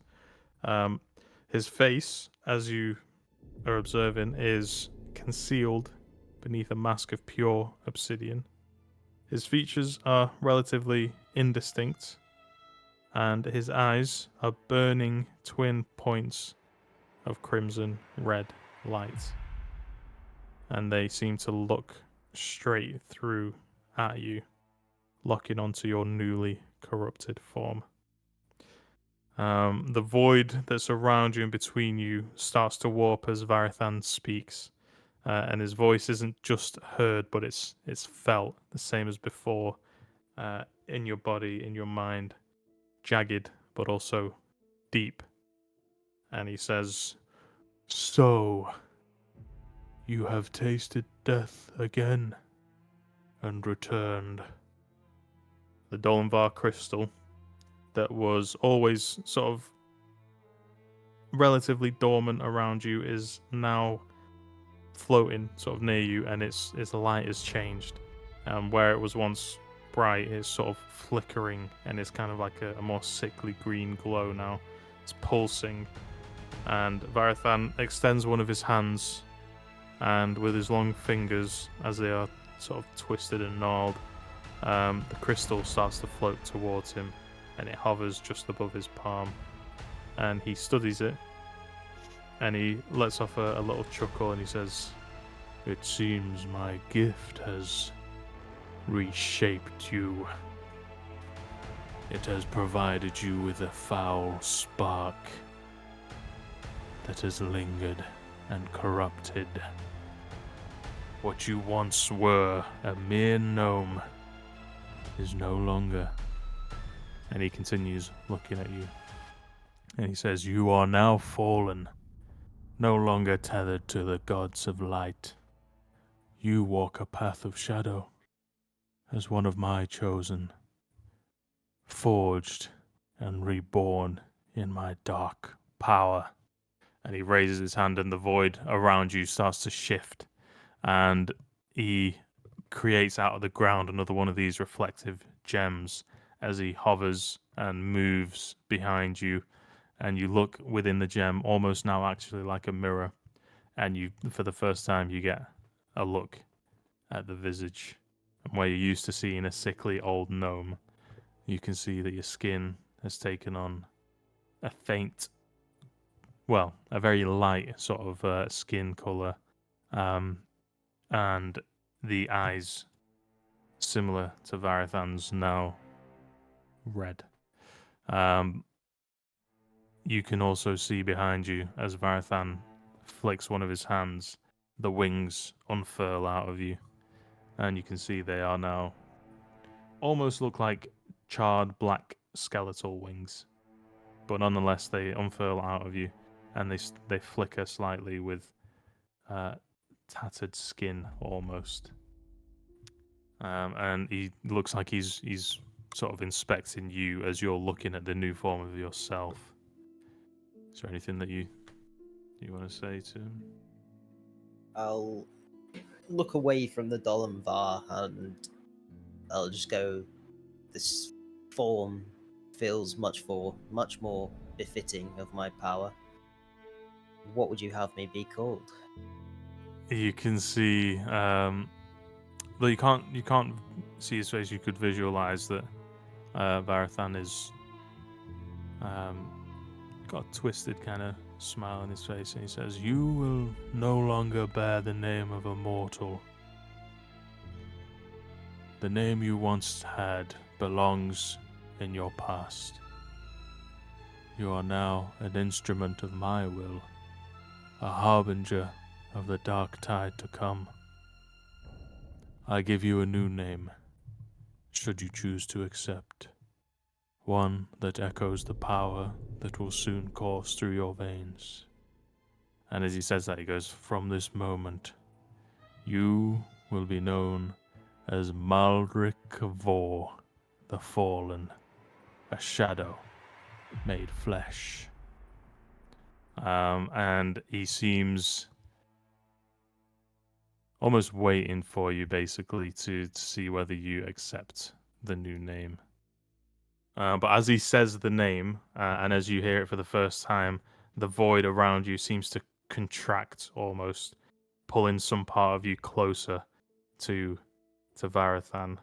And the Dolan Var at this point is pulsing pretty violently, and its glow is matching the surge of power that you're kind of feeling through your body. I shall accept this name. What I once was is no longer a part of me. And you can see he puts a hand over your shoulder and he says, "Embrace it. Through me you will attain power to reshape this world, to bend it to your will and mine." And he extends his hand once more, and you, Piggly, well, not Piggly anymore, Malric Vor, feel an overwhelming urge to kneel as the shadowy essence of Varathan is surrounding you. I'll kneel. And you watch, or you hear as you look up to Varathan, and he says, "Trust in the threads we weave, for they bind us closer than blood." What the fuck? And then the What's second that that he from? says that, the Interesting. void collapses inward, and you are left now, Piggly no more, but Malric Vor, blood Okay. pulsing fast and hard as you Huh. wake up in the dead of night. Well, actually, Piggly at this point is still asleep. Fiscal, What's happening? while you sort of lay in your meditative state, you can see that in your sort of sleep, the shadows again around the edge of your consciousness, bringing you into as close a thing as sleep as you can get to. You're walking through the streets of Demetriel. You can see familiar sounds of a bustling market. You can't quite place the area that you're in, but you can hear people trading goods, soft click of a coin purse being lifted from an unsuspecting noble. All seems very comfortable to you. But then there's a swirling darkness that seems to dissolve all this around you. And out of the void comes an unmistakable presence. There is a coldness that's swept over you. Not biting or the chill of fear, but something a bit more profound, something ancient. And it settles deep into your bones, making your heart beat and race, at the same time calming your mind. From the corner of your eyes, you catch movement of ravens, dozens, hundreds of them maybe, swooping and circling in the darkness, and their beady eyes glowing in the eerie light. And the darkness itself begins to manifest, and it shapes into the form of a towering figure clad in shadowy feathers. Her presence both unsettling due to the sheer scale, but also serene. Her face, in a somewhat contrast to what we've just heard, was hidden behind a smooth, pale mask, featureless except for two hollowed out eyes from which a soft golden glow seems to emanate. Her form is wreathed in feathers as black as the night sky, and she seems to shift and shimmer, never quite solid, never quite real, but the form is known to you as the Raven Queen.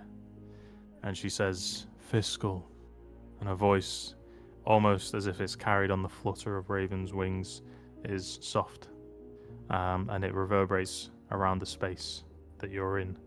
How would you react, actually, to this? Okay. I would kind of just instinctively get down on one knee and bow my head and just go, "My matron."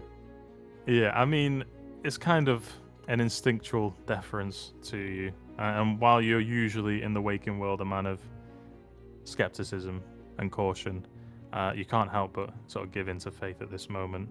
You've always dealt in sort of certainties, coins, blades, schemes, that kind of thing. But here, in the presence of the Raven Queen, all that seems to fall away as you're left with just the certainty of her presence.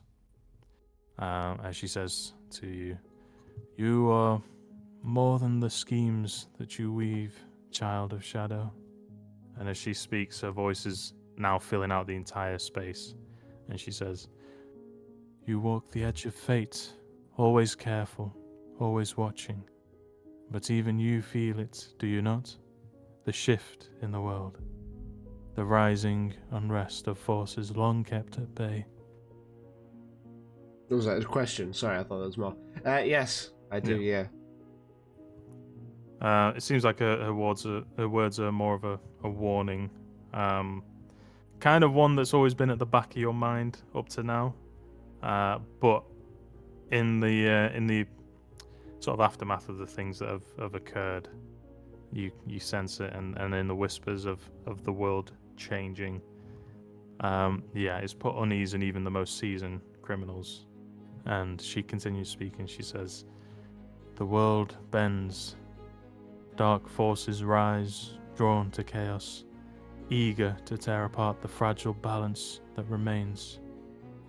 Power is shifting, and those like you who dwell in shadows and secrets must choose where they stand." And she's kind of sort of looking to you expectantly. What do you mean? Her voice sort of softens up a little bit. She says, "I have seen your path, rogue. I have watched as you pull at the threads of fate. Your desires for more have not gone unnoticed." And she seems to step towards you, but as she steps, her size begins to match your sort of human form.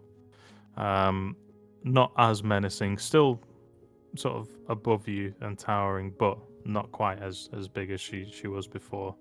And she kind of extends a hand, and a raven feather seems to fall towards you. Can I reach out and grab it? You can, yeah. As you reach out, the feather kind of dissolves into like a dark mist, swirling around your hand before inevitably sinking into your skin, leaving behind a marking on your skin, we'll say, almost like a tattoo. Where before you felt that you had the ability to maybe skew luck in your favor once every now and then, it appears that the Raven Queen has granted you that ability thrice. Oh, interesting. So you now see on the inside of your index finger, there is now a tattoo of 3 black raven feathers, one after the other. And she Cool. says, "Take this, a gift for the times when all your cunning and skill will not be enough. One more pull on the thread of fate, one more chance when you need it most." My matron, Ah! thank you. Fucking hell, Dan. Thank you, first and foremost. The limited access in which you give to your power is greatly appreciated. Also, what do you suggest we do? The path of fate that is laid before us is something I cannot divulge to you. It is within my power to grant you the chance to change your fate, and you will know when to use it. But remember this, fate is a dangerous thing to toy with, Fiscal, even for one as clever as you. Should you know what is to come, I fear it's not something... She kind of pauses for a second as she eyes over you and your questions, and she says, "I fear it's not something that I am willing to give to you." Understood. Are you trying to say, Bez, the Raven Queen just said to Fiscal, Jedi business, go back to your dress? Yeah, basically. More or less, yeah. Raven Queen. Well, maybe a bit of a lore drop here. Everyone knows, but the Raven Queen is in Anoria anyway. She is the new god of fate and death. Not my patron, that's for sure. Or matron, or whatever the fucking gay word he said. I don't know. Fuck you, can. Oh, we'll get to you, bro. Don't worry about that. My matron! Bro, what are you fucking two, huh? Like, okay. Sorry, it's really hard to hold it back sometimes, okay? The Wait, it's a fantasy game. It's a fantasy game. It's a fantasy game. Everyone, calm down. I refuse to answer. Next question. Congratulations, she's 12. Okay, like. She's 12,000 more like. No, I wasn't aware. I wasn't aware. I wasn't aware. Yeah. She, because she's the one who weaves fate. Basically, she's not gonna be the kind of god that would just be like, all right, here's what happens. Here's what you need to do. You never know. I mean, three, it was bing, worth bang, an bang. ask, right? It was. I mean, worth it is. an ask. It is worth an ask. Fair enough. But, yeah. After she says that, she says you will know when to use it. But remember, it's a dangerous thing to toy with, even for someone as clever as you. And you kind of feel that the darkness that is sort of wrapped around the environment here is starting to slowly sort of fade away. You gather you don't really have a lot of time if there is anything that you want to ask here. Who's my dad? Okay. Daddy? Dr. Phil over here. Would she answer this question? Again, she'll look towards you and she'll say, "The threads of those who are fated to meet can never be separated." Ah, you cryptid bitch. And she, as you sort of ask that question and the world around sort of to dissolve more, she says, "Do not let the darkness consume you, Fiscal. Trust in these golden threads." And then as she says that, the last sort of words echoing around you as the vision is dissolved, leaves you sort of standing for a second in a deep, cold silence of this dream. The power that the Raven Queen has given to you, it looks like has been emboldened within you. And as you awake, you kind of get the sense that there are things that are changing. And you've been given some more chances to pull at the thread of fate when the time comes. Cool. But even with that, you understand, as with most things in life, there's a give and a take, and there's no gift that comes without consequence. But The fuck does That's that now- mean? that's now You're gonna tell me I'm as wrong. much. This is now as much information as you have. You have been granted with another power beyond just the luck points, but I haven't finished workshopping it yet, so I'll get it to you in a bit. Ah, yeah, cool. But it is going to be, you can either use these charges for luck, or you can save them and then use them for this other thing that I'm going to be. Oh, so I can stockpile them. Basically, yeah. It'll So be something what, that do you I can- have to take note of how many I've used and how many I've got left per long rest then? Is that what you're telling me? You will, and like I said, the thing that I'm working on will just have like a little check mark thing on it, so it won't be that difficult. But yeah, same thing with not Fiscal, That will be. Malric. You are also going to get an additional ability to help you on your quest of darkness. Yeah, but with different darknesses. He's like Different full blown darknesses. chaos. I'm just vibing, bro. You're just Pigly- vibing. You're right here going, "My matron! Hey, Um, I am loyal to my key- god. Fuck you. Sacrifice myself for you, I love you!" I never once said that, but fuck you. Check the logs, check the logs, check the logs. He wasted on his breath. Oh, fine. Alright, kind of right, we occurs- cannot sit here and have this conversation while Malric Vor Cockring over here is still sat Bro, you've got Marek von Cockring, and you're going, "Oh, my matron!" Ah! Do you know why I said my matron? Because I knew if I went, my lady, you guys would immediately jump on that shit. No, my lady would have been so much better. It would. No, she is the matron of ravens. I don't understand. No, I wish you said my lady now. Fuck, I was robbed of that. Yeah, exactly. That's why I didn't say it. Let me just say your phone would have been ringing again, and it would have been the dealer on the phone, okay? Ring, ring, it would have ring, been the ring. dealer. Banana Deal or phone. bust. Okay. Deal or bust, alright? You tell Anyway. me. Anyway, while we're talking No. about matrons Meh. and patrons and all this kind of stuff, Subscribe to Um, our Patreon. LDB, It's not set up yet. He's so dear. while you slumber, Oh dear. you are kind of in a fitful sleep. Your mind stirs and is in some kind of turmoil. Each time that you've raged, you've gone to this other place and you haven't been able to work out what's happening, why these things are happening to you. But the dreams seem to be, while you fall into this dream, it seems to be filled with flickers of heat, the licking of flames and shadow simultaneously. And the world around you seems to warp, and the peaceful silence of rest now gives way to the deep rumble of fire burning.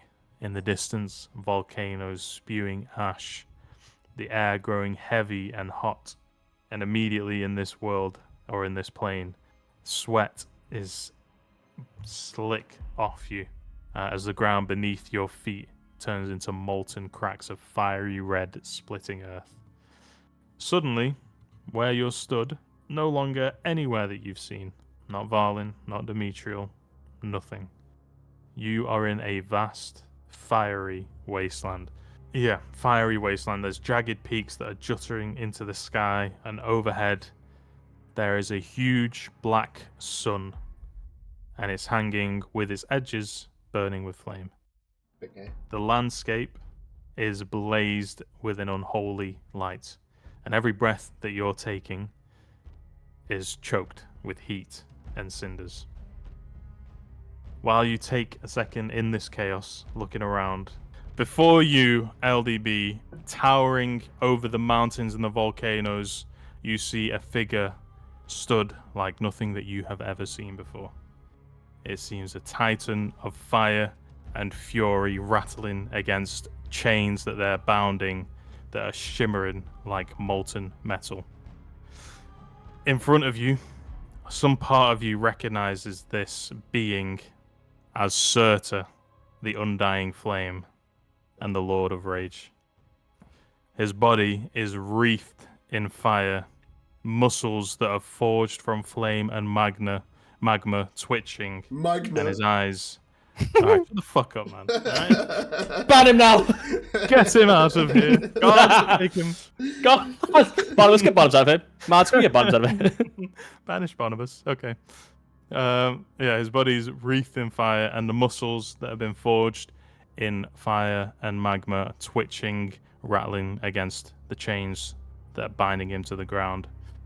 His unburning eyes glowing like twin suns, and the flames that are engulfing him, licking the air, never seem to get any dimmer. They just continue raging and getting brighter and hotter.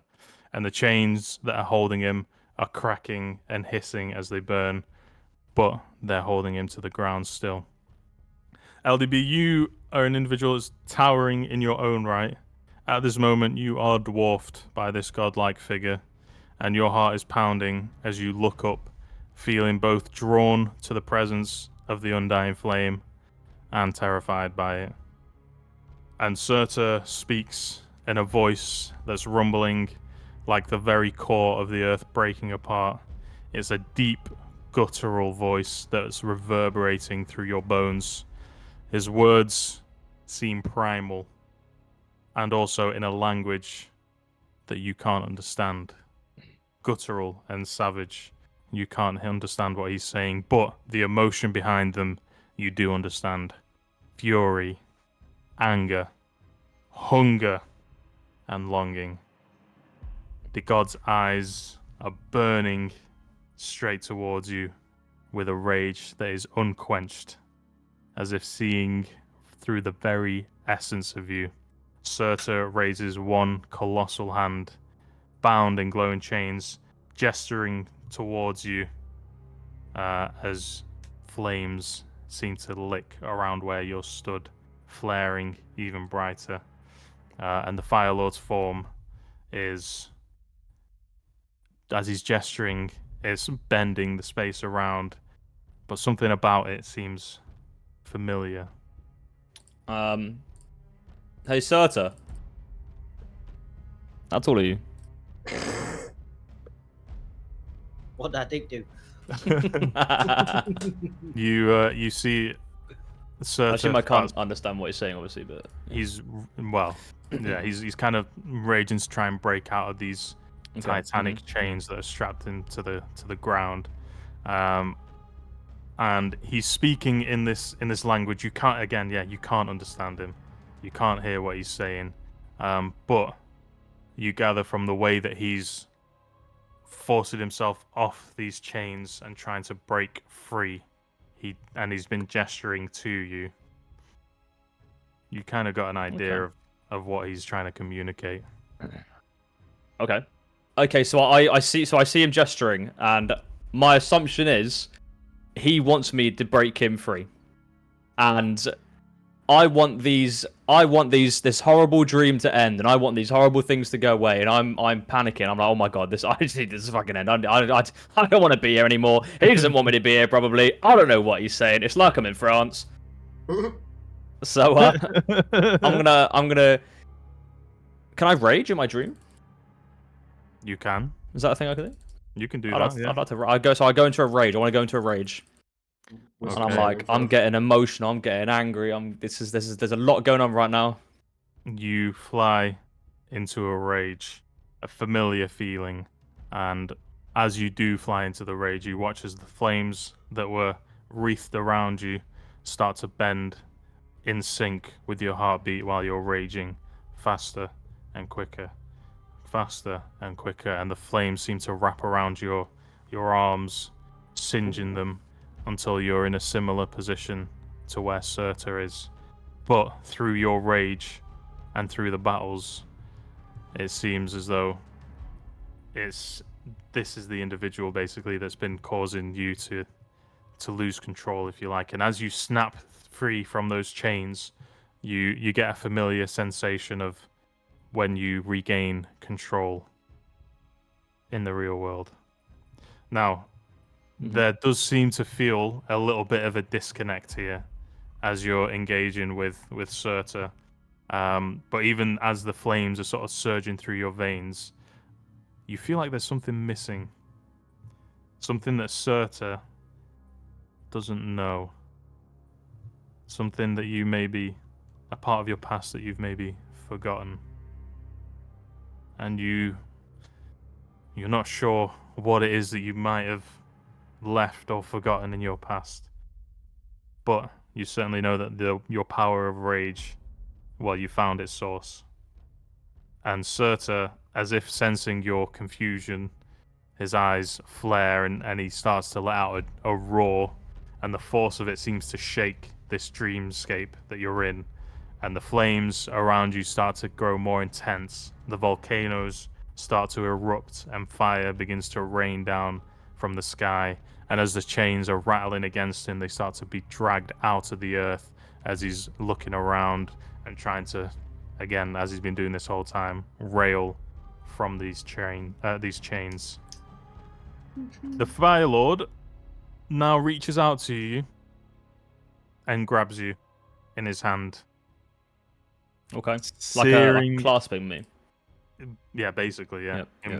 one hand, Mhm, and mhm. you get searing white hot pain, and his hand seems to tighten more and more, and then eventually he loosens his grip a little bit, and he presses his thumb into your heart, and you feel right underneath your skin where your heart is, almost as if he's trying to set your heart alight through your skin, but also trying to reignite something within you, something that you may have forgotten, but nothing happens.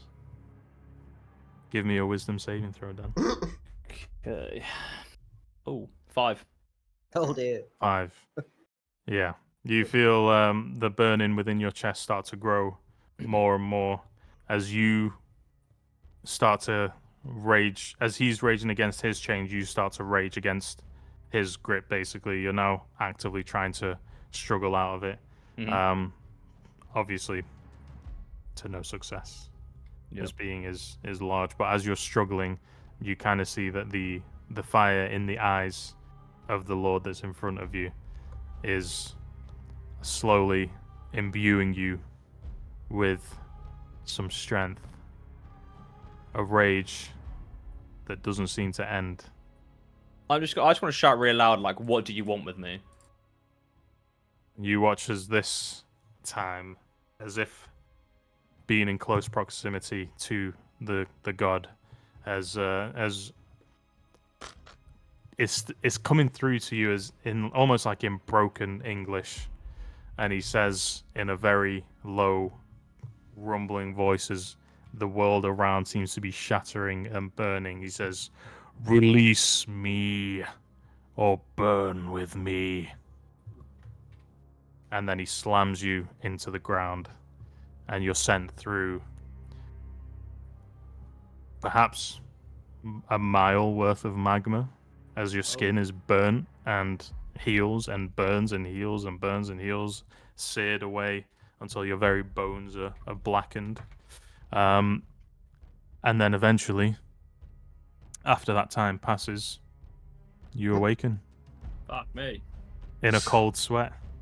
You can still feel a lingering sense of heat in your body and on your skin, and the memory of this god that you've already forgotten the name of seems to be seared into your mind. A huge being made of fire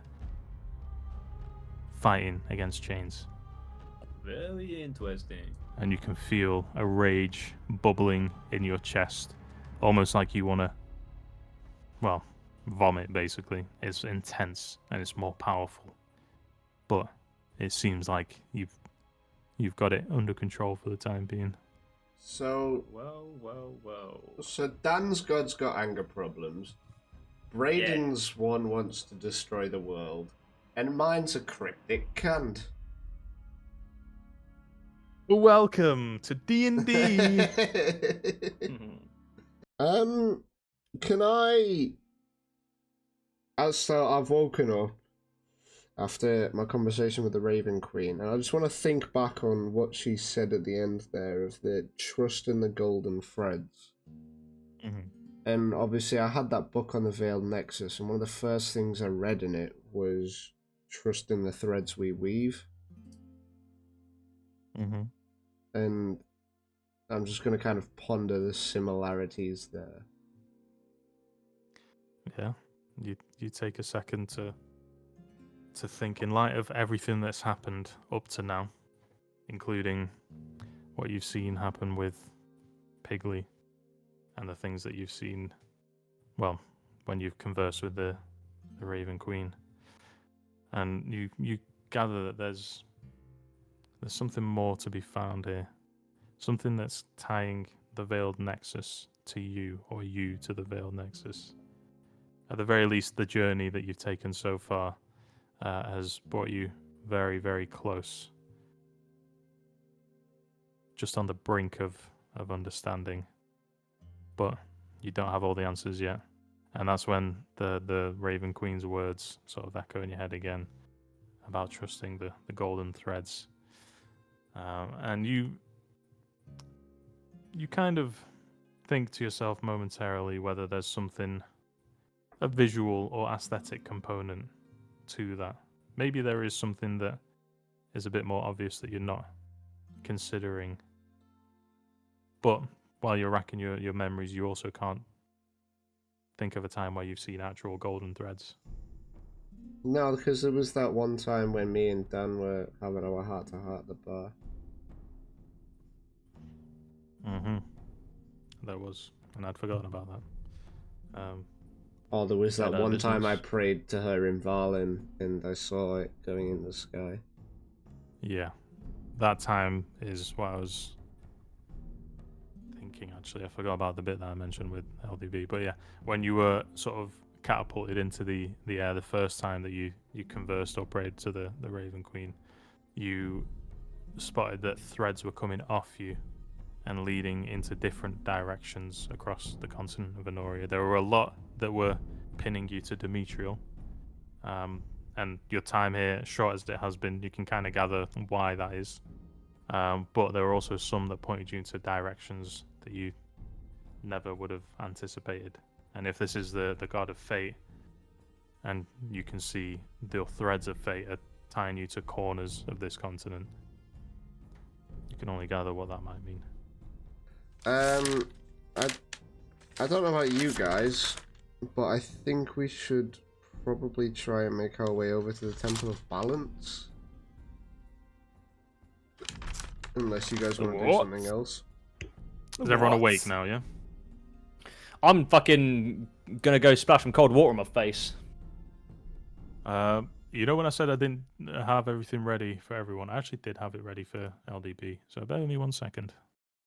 Can I splash some cold water on my body? Go, fuck me, that was a bit hot. That was really hot, actually.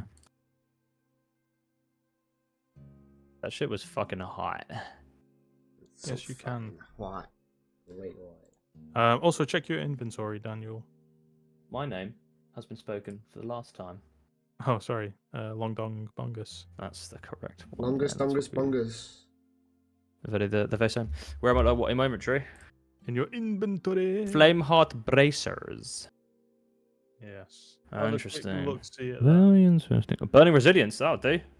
As you awaken LDB, you notice that your axes aren't on your person, Oh. and your arms seem to have charred, almost like they're burnt.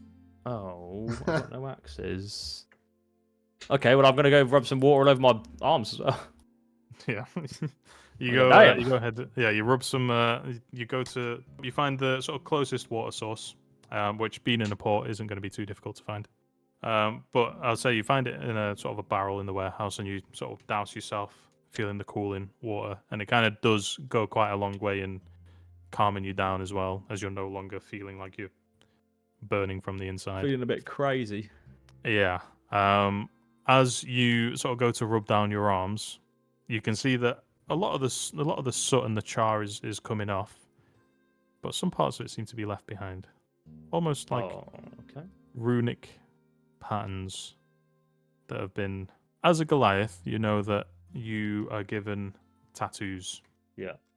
As part of the culture and the upbringing.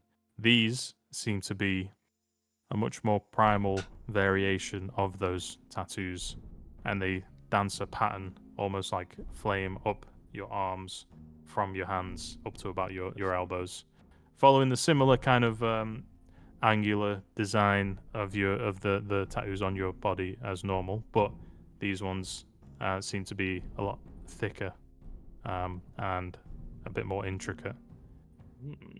And at first you think it's still, soot or the char, so you try and rub it a bit harder, and as you do rub it a bit more, a spark flies off.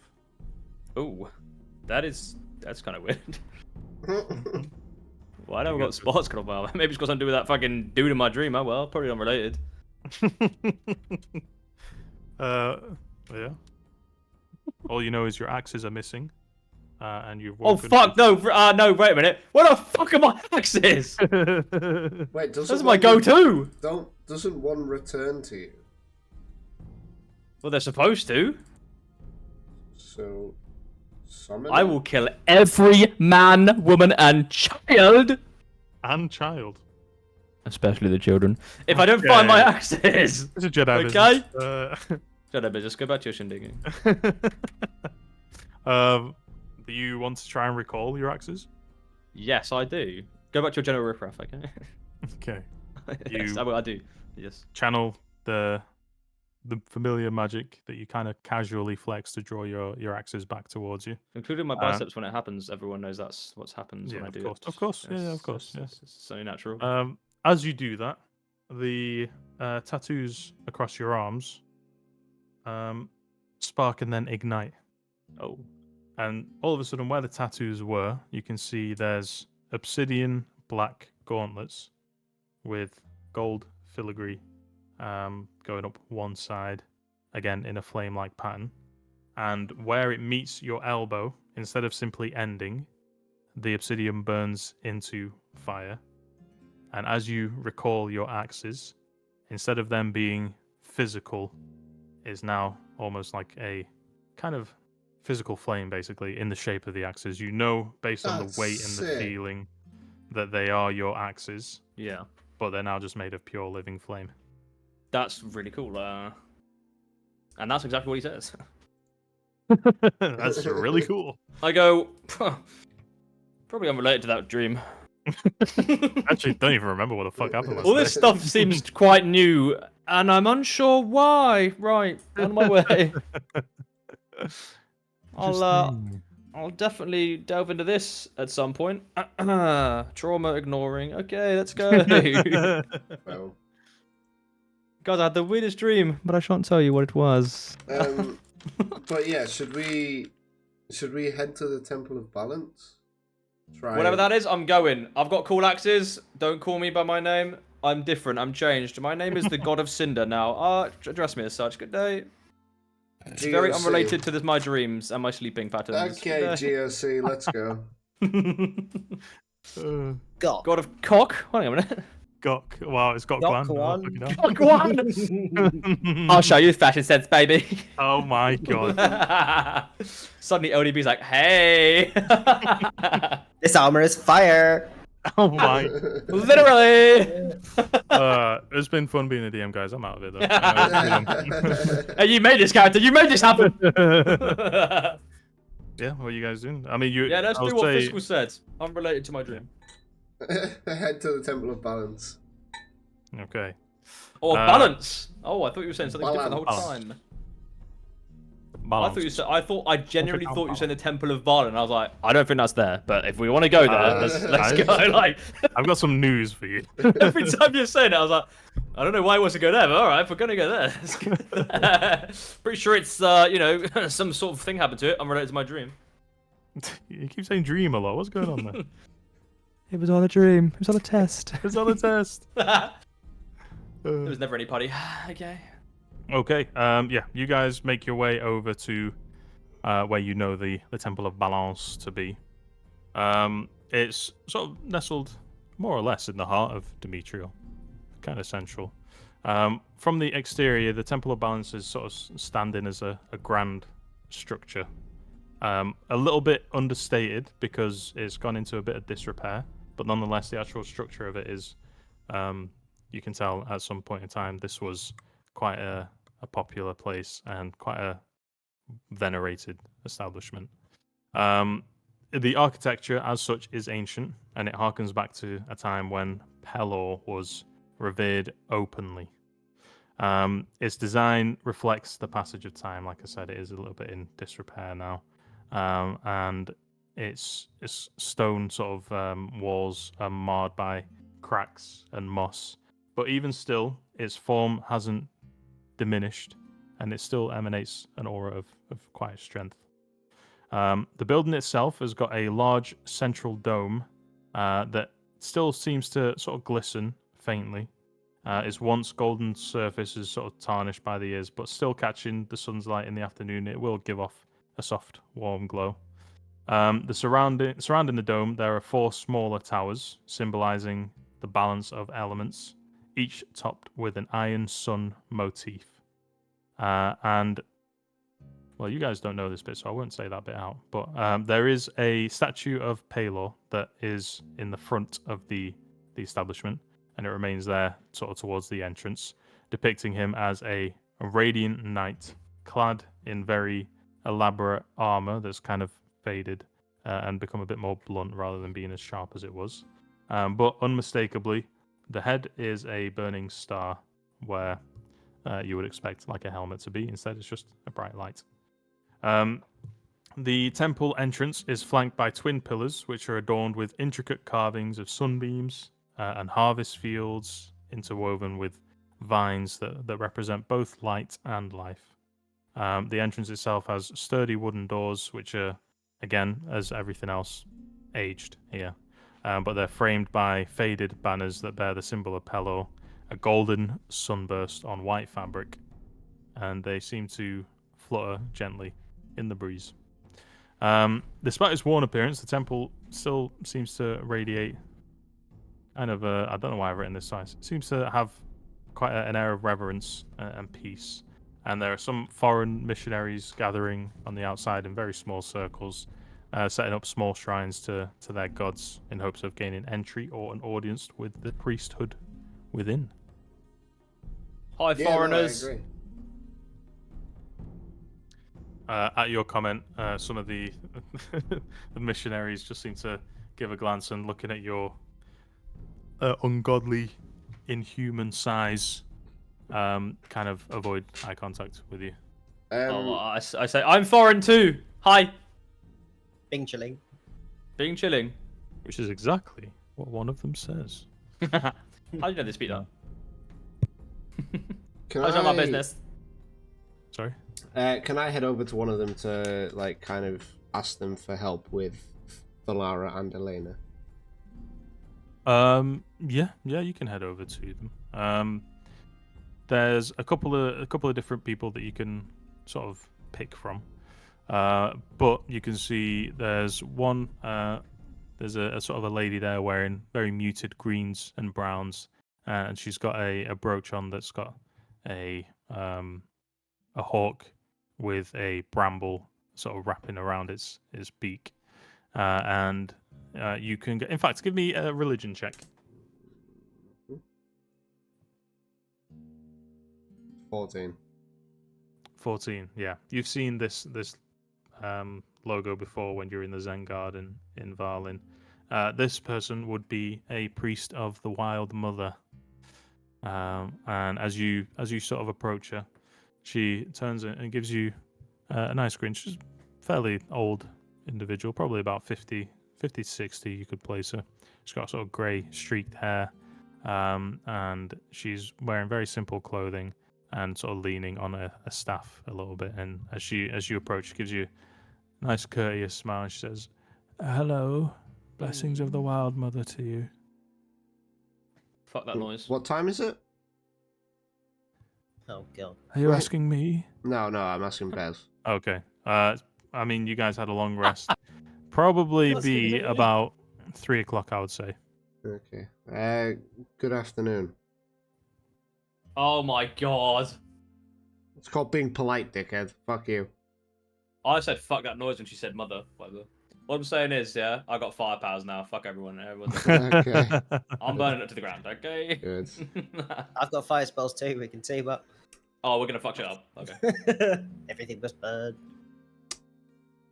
Anyway, Mm. good afternoon. I was wondering if you'd be able to help.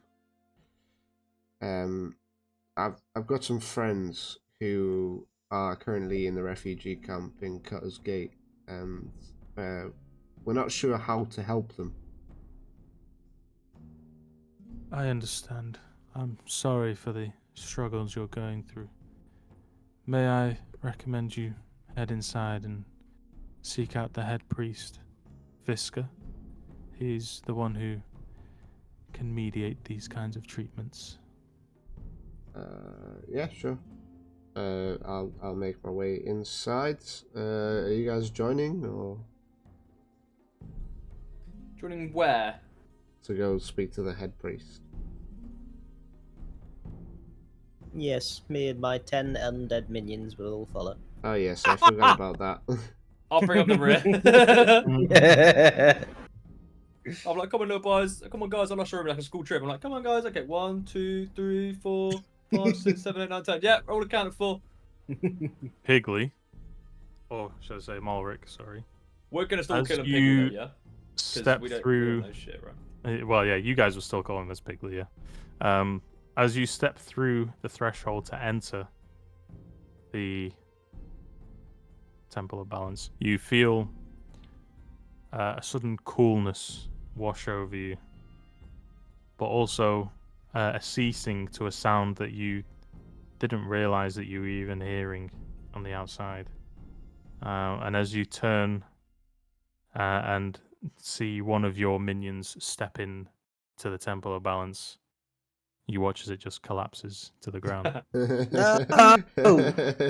I'll bring it back on the way out. It's fine. Just one. Oh. So you're gonna have All of- all of them walk in, or No. Can I push one in? Come on, buddy. you can, yeah. I want to You grab push him. Like, one come of on, them man. in. Come on in. Come on.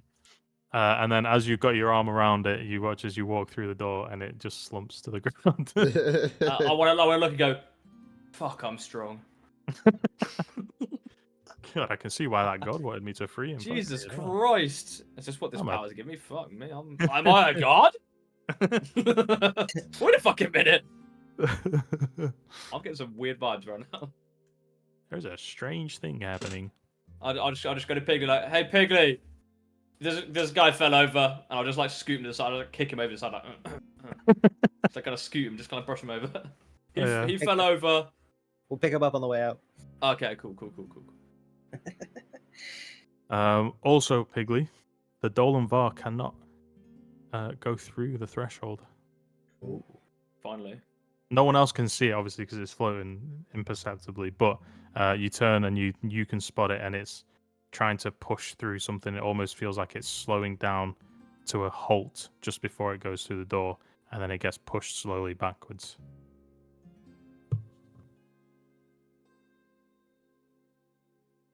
But nonetheless, you guys enter the interior of the Temple of Balance, and stepping inside, you can see that it opens up into a very large sort of central hall.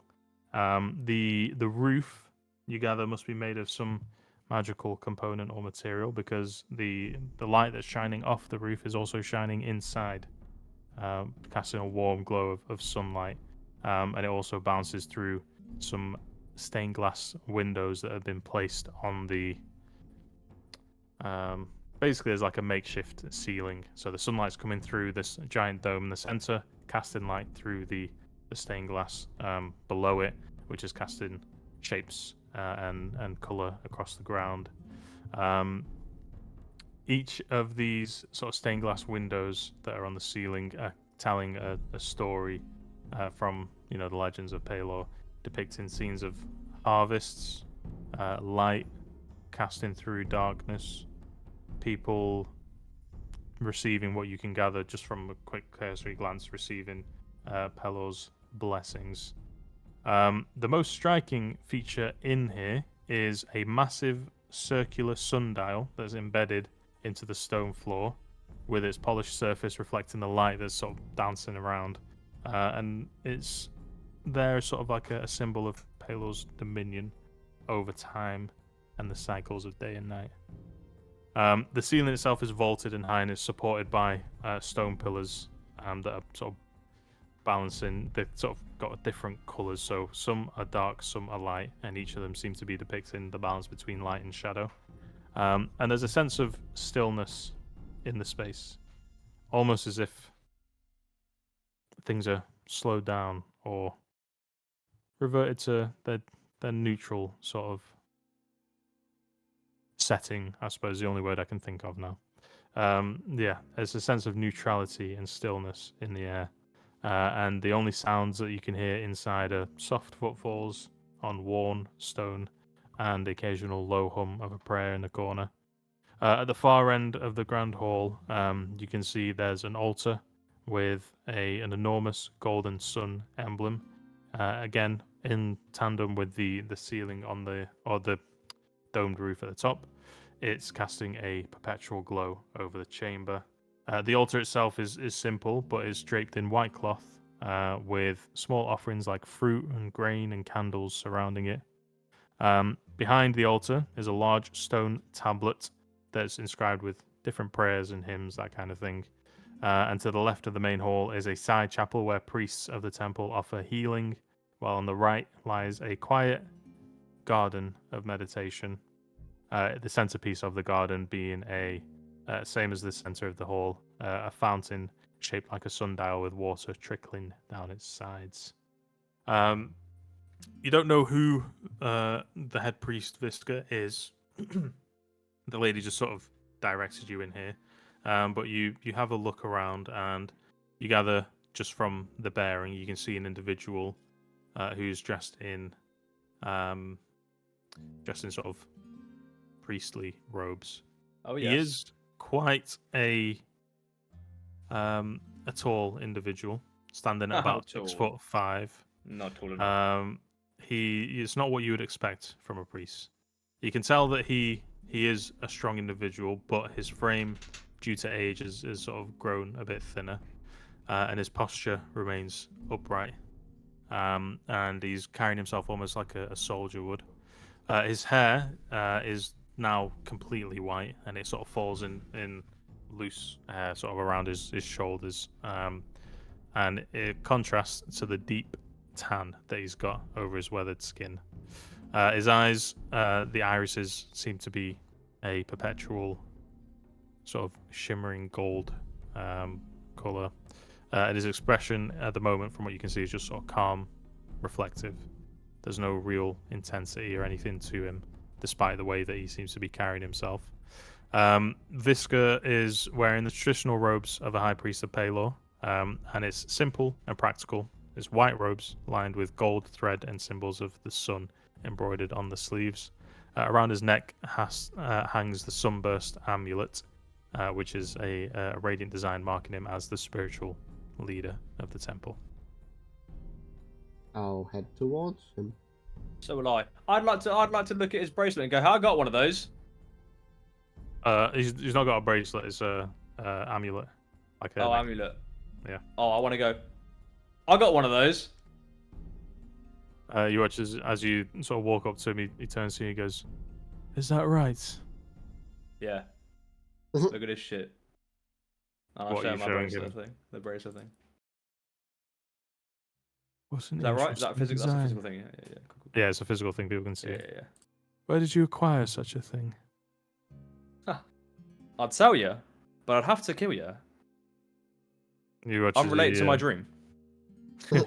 He gives a soft little chuckle at that, and he says, You carry yourself in a very tense manner, my friend. Please take a second to take in the stillness of life.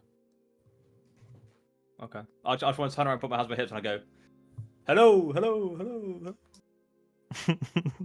It does echo, surprisingly. And I'm like, yeah, I'm pretty tranquil myself, I would say so. I'm glad to hear of it. Is there anything I can help you gentlemen with? Ask the small, bold guy, he knows. I'm not bald. Oh, bitch. Hi. Anyway. My Our name's not bold. Polyots.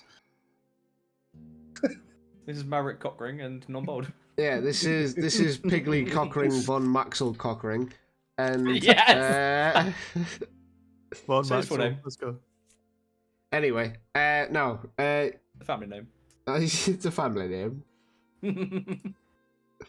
We've got some friends who are, for lack of a better word, unconscious, who are currently in the refugee camp outside of Cutter's Gate, and it was recommended to me that we come seek your help as to waking them up, because nothing seems to be working. None of the healers have been able to make any headway with it. Yes, I'm aware. The Guildmaster Thalara of Varlin. Yeah, that one. And of course, Sister Elena. We have been meaning to get round to healing them, but unfortunately, as you can see, our workforce is a little shy at the moment. And he gestures around, and you can see it's pretty barren within the temple. And he says, although I have received the messages, it's not cheap for the components to perform such spells. And we've been waiting for funding, but unfortunately we've not had the opportunity. Oh, I'm gonna regret asking this. How much do you require? For a spell that would require them to return to life, you would be looking at a component value of around 1,000 gold. Fuck it. I'll give him the 1,000 gold. You watch as he kind of looks for the first time since you've seen him, almost like in a shocked expression, as he gives you a slight smile, and he says, I didn't realize she had such powerful friends." I give him a nudge and I say, "Yeah, this guy's not got friends." So. Dude, The I'm the fact- funny one. Let me You're see an if I can idiot. do something here. You're gonna tell me I'm wrong? You can tell me I'm wrong. I'm a fucking god. Okay, fine. I'm really gonna, get into that mentality actually as LDB. Dan, I want you to Yeah. give me a charisma saving throw, please. Charisma saving throw. Mm-hmm. 16. 16. Okay. Never mind then. Yay! Uh, Can I ask what it was gonna be? you do all sense a feeling of calmness wash over you, coming from Visca, and Piggly, you could gather that he's just cast the calm emotions spell, just from the way that he's gesturing with his hands in the symbol that he's got with his hand on his sleeve. Yeah, it doesn't do much, but it would have quelled any strong emotions that someone might have been having. God damn, do I feel calm?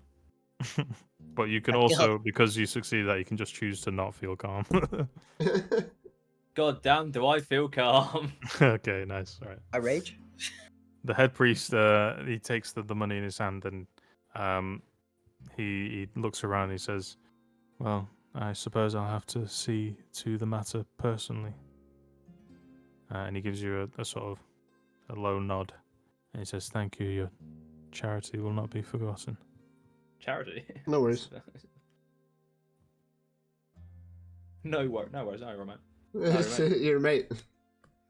Yeah, you're right. What you want to Right, do right. is calm What emotions.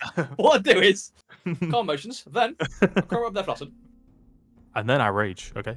and then I fucking rage, mate, and you don't want to know what happened. Let me just say, fire. Okay, it's absolute fire when I'm raging. Not just in the physical manifestation, but also in the action. You know what I'm saying? I'm going to fire something in there. It's gonna be crazy. Okay. Fuck old. Don't What? maybe show you, because I'm not afraid to show you. I recall somebody mentioning they wanted to go to the Iron Cage. Yes, I do still. Especially now that I'm really calm. Calm and collected, they say. Cool and collected. No, you're mate. So what? You watch as as you guys sort of start walking away, Visca walks off into the chapel of healing area and starts making what you gather are preparations. Because you already mentioned Thalara and Elena to you, you kind of assume that he knows where he's going as well, so you can kind of leave this with him for the time being.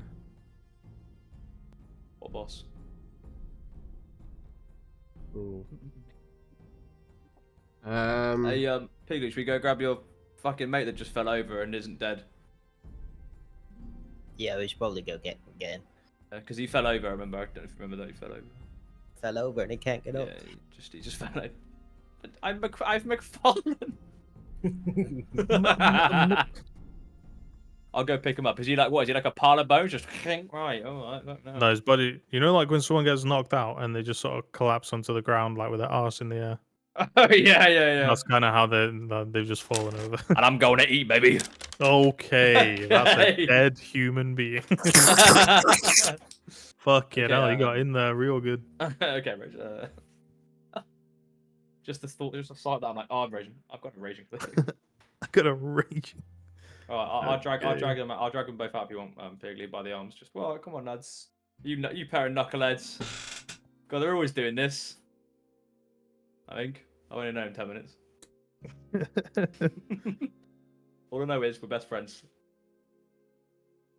Piggly, you spot on the way out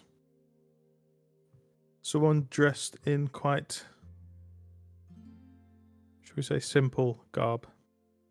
Wearing a robe that's slung over one shoulder, prayer beads around the neck, bald head with 6 dots across it, and he's sat meditative. Krillin? Across one of his, across one of his shoulders is a sash that has the symbol of a monkey with a lightning with 4 lightning bolts basically surrounding it. Not a monkey, sorry. A lion's head, and the mane has got 4 symbols of lightning around it. Give me a religion check, please. Great, 21. 21. Something in your mind from a time long past. You recall that you had once seen a monk with similar markings on, and you recognize this individual as a monk of the god Raijin. Raijin is known as the Thunder Sage, and he's known for wisdom and power as well. And he's often portrayed as a lion with a mane of lightning. And his worshippers seek the wisdom between strength and knowledge to strike a balance, you might say. And he grants insight to those who seek to understand the forces of the world. You're not sure if you still want to pursue such a path anymore. No, I'm gonna walk past him. Fiscal, you catch a glimpse of a golden thread. Snap. Okay. Nonetheless, you guys continue on anyway. Heading towards the iron cage. I've no interest in your dream. But that is where we'll call it for tonight, guys. On the way to the iron cage. Yeah. I love how Pez like, Very. this fucking Piglet, you see this guy, he looks like this, he has this, and Peg is like, I don't care. Just keeps walking. Anyway. Okay, so I'm just, gonna be a monkey. well, that's that character dead too. Next.